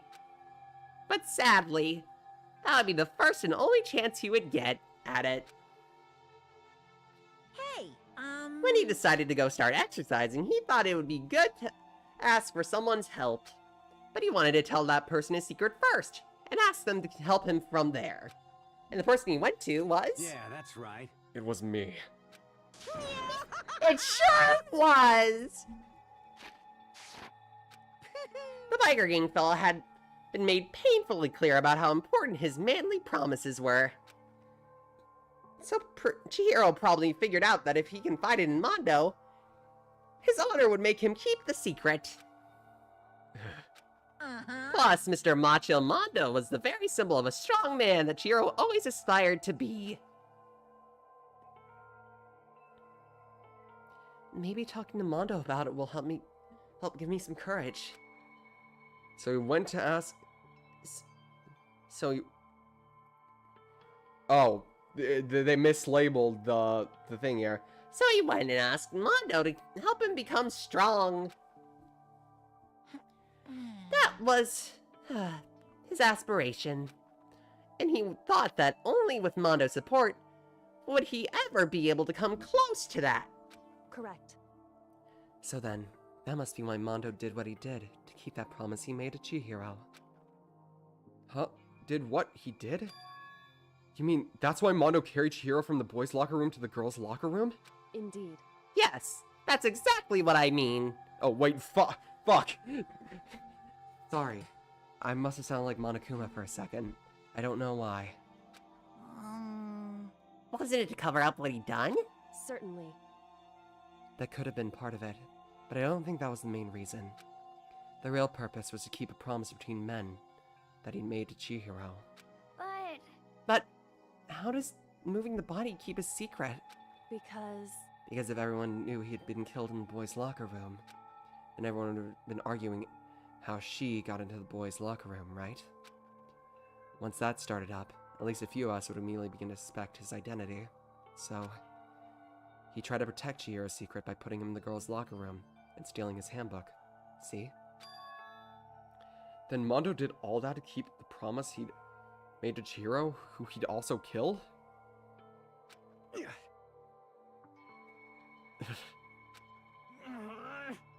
Why would he do that? The more I hear you talk, the more I don't understand! I mean, you trusted each other, right? So why? Why did you? Because no matter what, I didn't want anyone to know. I knew it. So that's what triggered it after all. The possibility of having our embarrassing memories and secrets exposed. What is this? That's impossible! Nothing could have been that bad! Something you didn't want anyone to know? Even if it meant killing someone? You're wrong! It's impossible! Don't make me repeat How many myself. times must I repeat myself? To judge other by your own standard is the height of folly. Even if you can't comprehend it, you obviously can. That's all there is to it. Well, while we're on the subject, why don't I just tell you? The embarrassing memory, that secret nobody wanted him to know? Hey,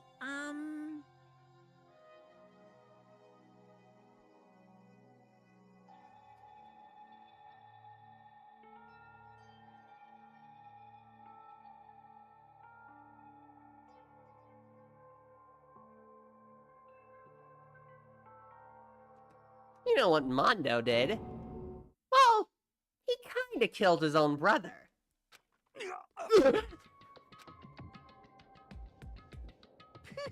Mondo, the ultimate biker gang leader, makes all the hoodlums and riffraff across the country tremble.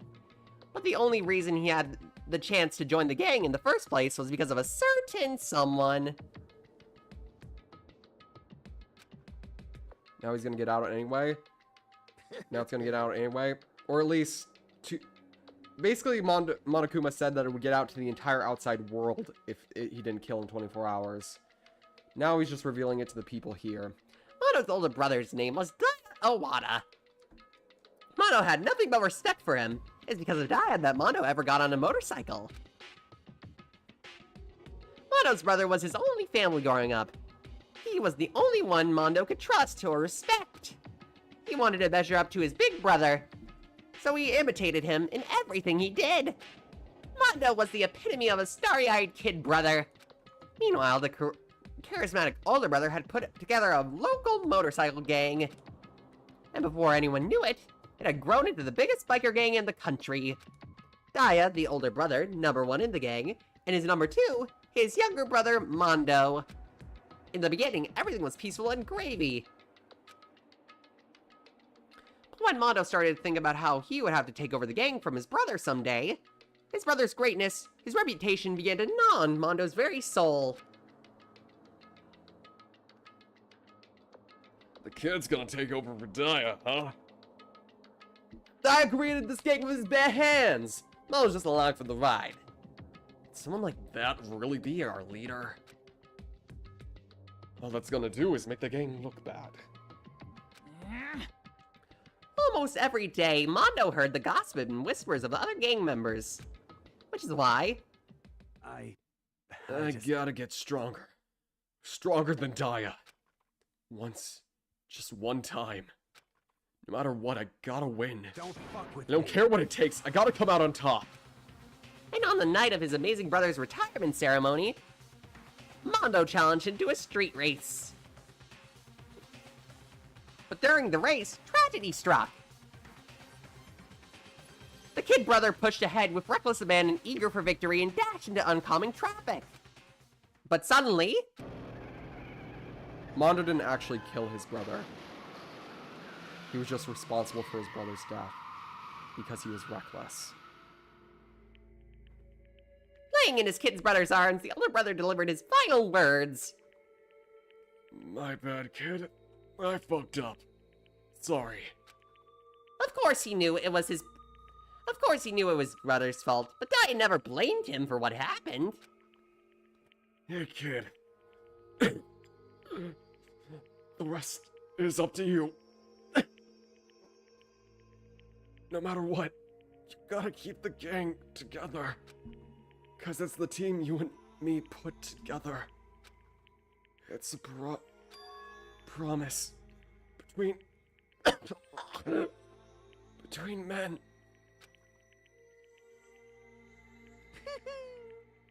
He decided to hide the truth of what happened from everyone else in the gang, in order to keep the gang together and keep the promise he made to his brother. He could never admit to that. It was his own weakness that caused the accident. And as a result, the team was made even stronger under the banner of the kid who bested his big brother. Daya was gonna lose to his kid brother, so he got to be stupid and got himself killed. That became the explanation for what happened. Mondo's lie became the truth. He wanted to lead the team so bad, he was willing to tell all kinds of lies about his brother. I'm strong. Strong. And yet,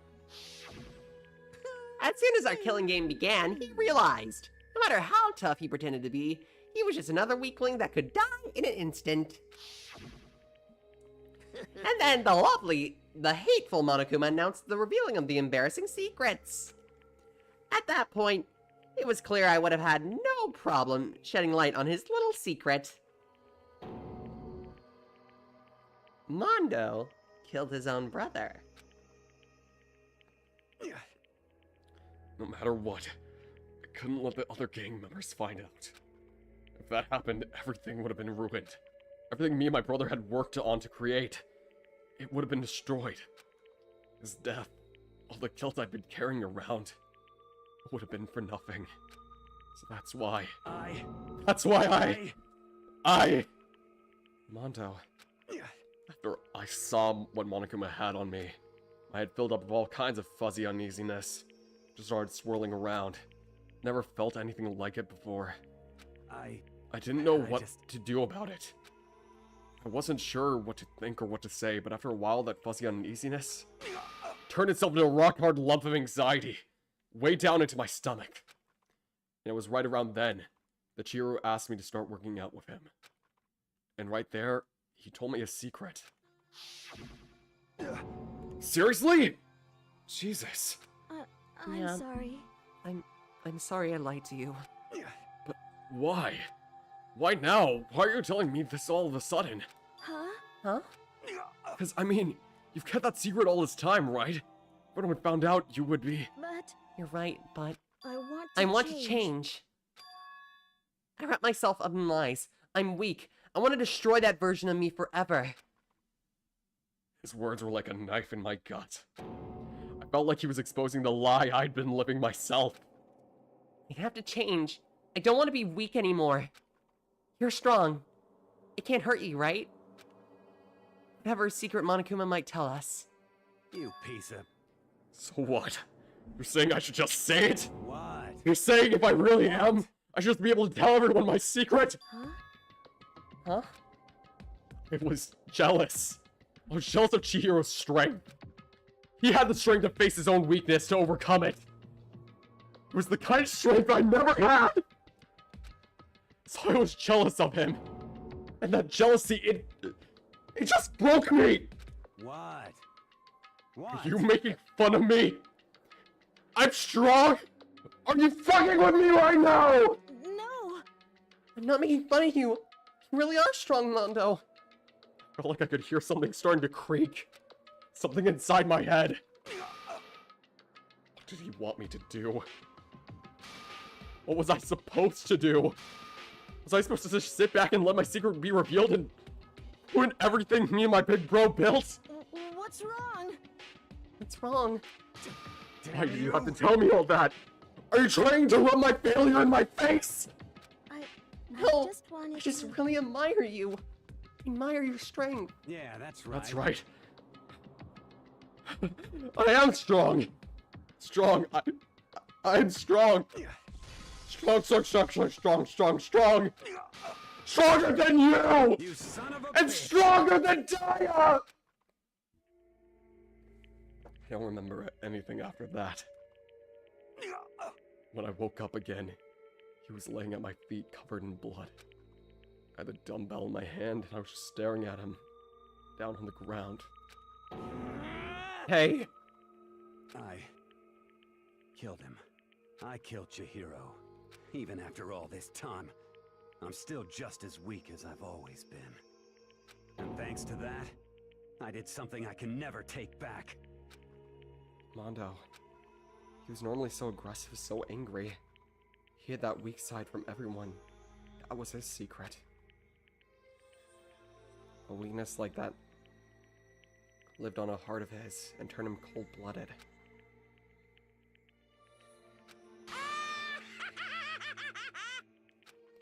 Look at him! You see, you're all just like him. For a secret from the past, for a memory. For that, he killed another living human being in cold blood. He couldn't cut free of his own regrets from the outside world. He doesn't know what true strength really is. Do you see hope anywhere in here? In there? 'Cause I don't! You bastard! Just shut up! Shut up, you son of a bitch! Go ahead and say that again, I dare you! Yep. Okay, I'll say it as many times as I want. Is what I want to say, but unfortunately I can't do that right now. Because the time for punishing is fast approaching.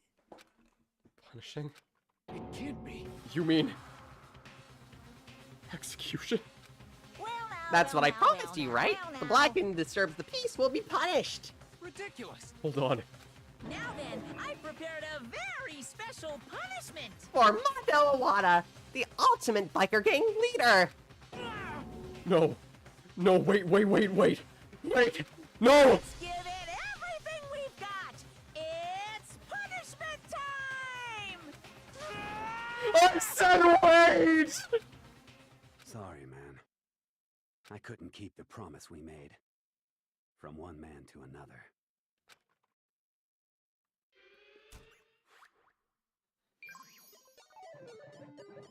Game over. Mondo has been found guilty. It's time for the punishment.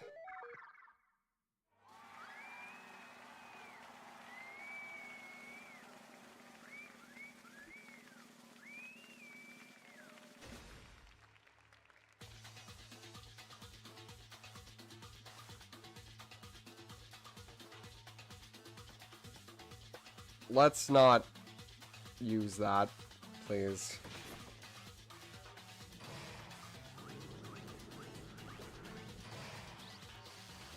The Cage of Death.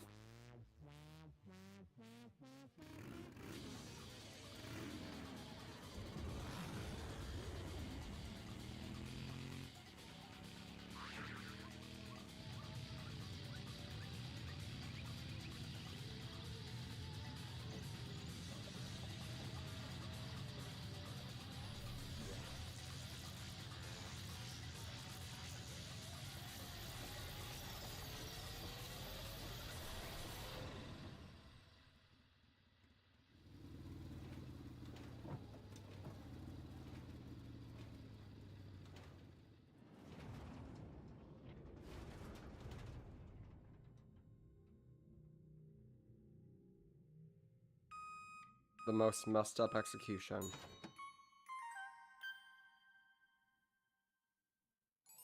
Monokuma fucking eats him. He eats his remains. Laugh at death and your soul will forever be at peace.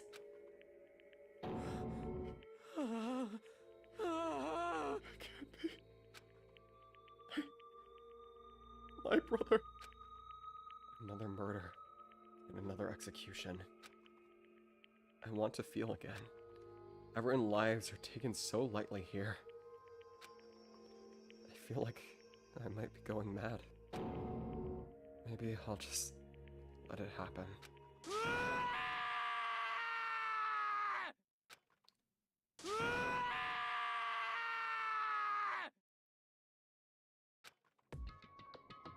As Taka's sad screams invaded our skulls, we were each forced to realize again. But he, of course, he had to. What a disappointment. This is the end of the game. Byakuya? What is this? Completely insane, you know that? A game? One of our friends is dead! Don't you realize that? Naturally. Of course I do. Because this game is life or death. Hey. I don't have anything to say. I don't have a response except that. However, I just don't understand why. Why you go out of your way to disguise Mondo's crime. What? Why? Isn't obvious? Because it made things more interesting. His voice was calm, motionless, like the sound of death. It chilled me to the bone. Last night when the murder took place, I was in the library as usual. Honestly. So you ignored the nighttime rule too. That rule never mattered to me. I don't recall agreeing to it. There is nothing to be Well, I done. don't particularly care. Please continue. The night grew late, and I decided to return to my room, which is when I stumbled upon him. I spotted Mondo coming out of the girls' locker room. After he'd gone, I decided to look inside, and I saw the corpse.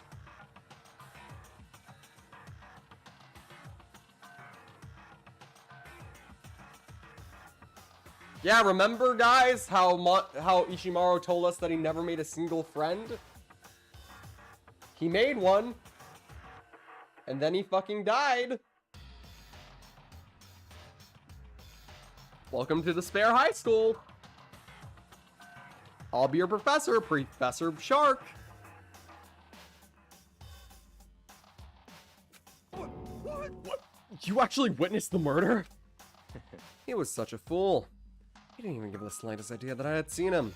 Well... So you're saying you knew who the culprit was from the very beginning? That's right. Hello, hello. Hi, Latte. We're just about to wrap things up sometime soon. Indeed. But if that had been the end of it, how boring would that have been? I mean, what a waste of time to have the answer revealed right at the beginning.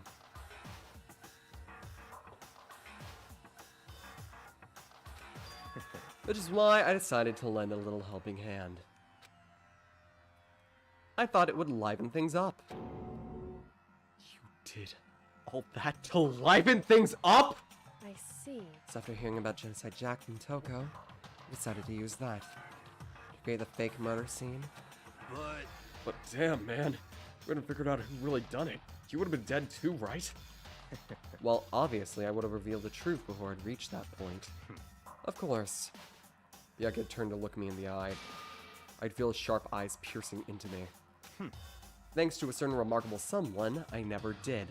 And I was able to perform an interesting experiment. Once I do decide to become the Blackened, I know who I will have to look out for. Correct. So that was your reason. Are you satisfied? Indeed. Yes, we're done listening to your story. Moving on. Hey. There's something I'd like to ask Monokuma. What's this? Oh? I'm up next? You like to perform these elaborate executions each time, right? My question is, why? Do you like them? But you know, this punishment, this despair, it's just not for you. All this punishment, all this despair is my gift to mankind itself! What? You're over-exaggerating. I am not over-exaggerating. These punishments are meant to transform all hope to despair. Damn. What do you mean? Mean? Mean? Mean? Mean. Good grief, I don't understand why you have to pick apart every little stupid thing. Whatever. It doesn't matter. In the end, I'm going to stand alone as the victor, and everything will be revealed to me. Ah, the noble son of a noble family. Truly, you understand me. I think this is the start of a terrifying friendship. That's enough. Shut up. I would never stoop to the level of a childish criminal like you. Let me just say this. After I have achieved complete victory, you're up next. I'm going to find you and kill you. Understand? In the name of my family. In the name of the Togami family, for which victory is a foregone conclusion. You're getting all Oh, so cool! That's like you're the main character of a video game or something. No trash mob for you. I swear, whatever it takes, I will kill you.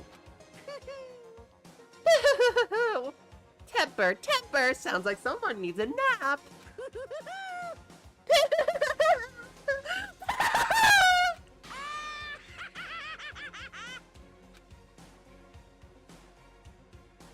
Monokuma's laughter peeled across the courtroom, and the curtain closed on the case of Chihiro and Mondo. But I knew that wasn't the end. The killing game would still continue, because the mastermind wouldn't let it end. For those of us who were still alive, our worst fear and despair kept on multiplying. This kind of despair that felt like a blind puppy in hell had more of a future than us. All our courage, our effort, our friendship, it felt like it amounted to nothing at all. It was the worst kind of despair.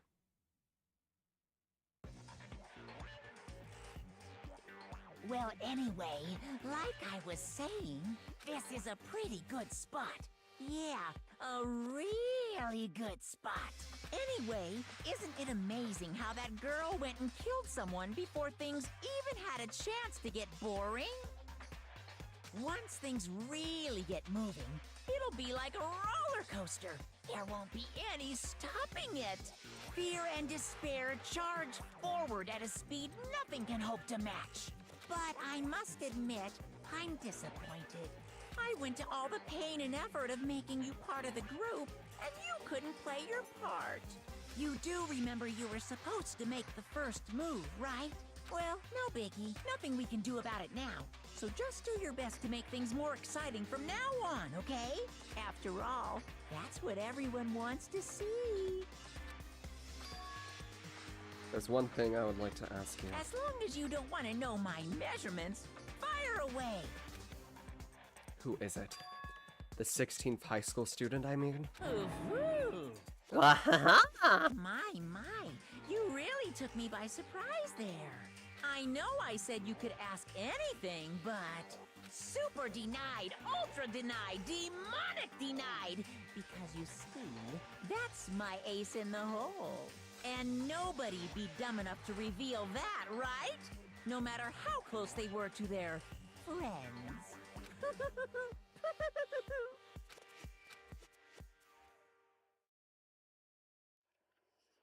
Chapter 2, Boy's Life in Despair.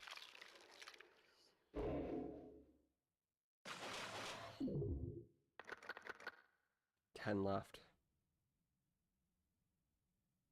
To be continued.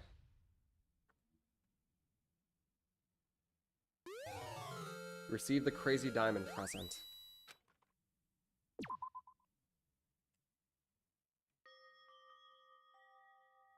And like that, I'm going to end it off here. Because... should I end it off here? Really? I don't know if I want to make everyone wake up to that shot.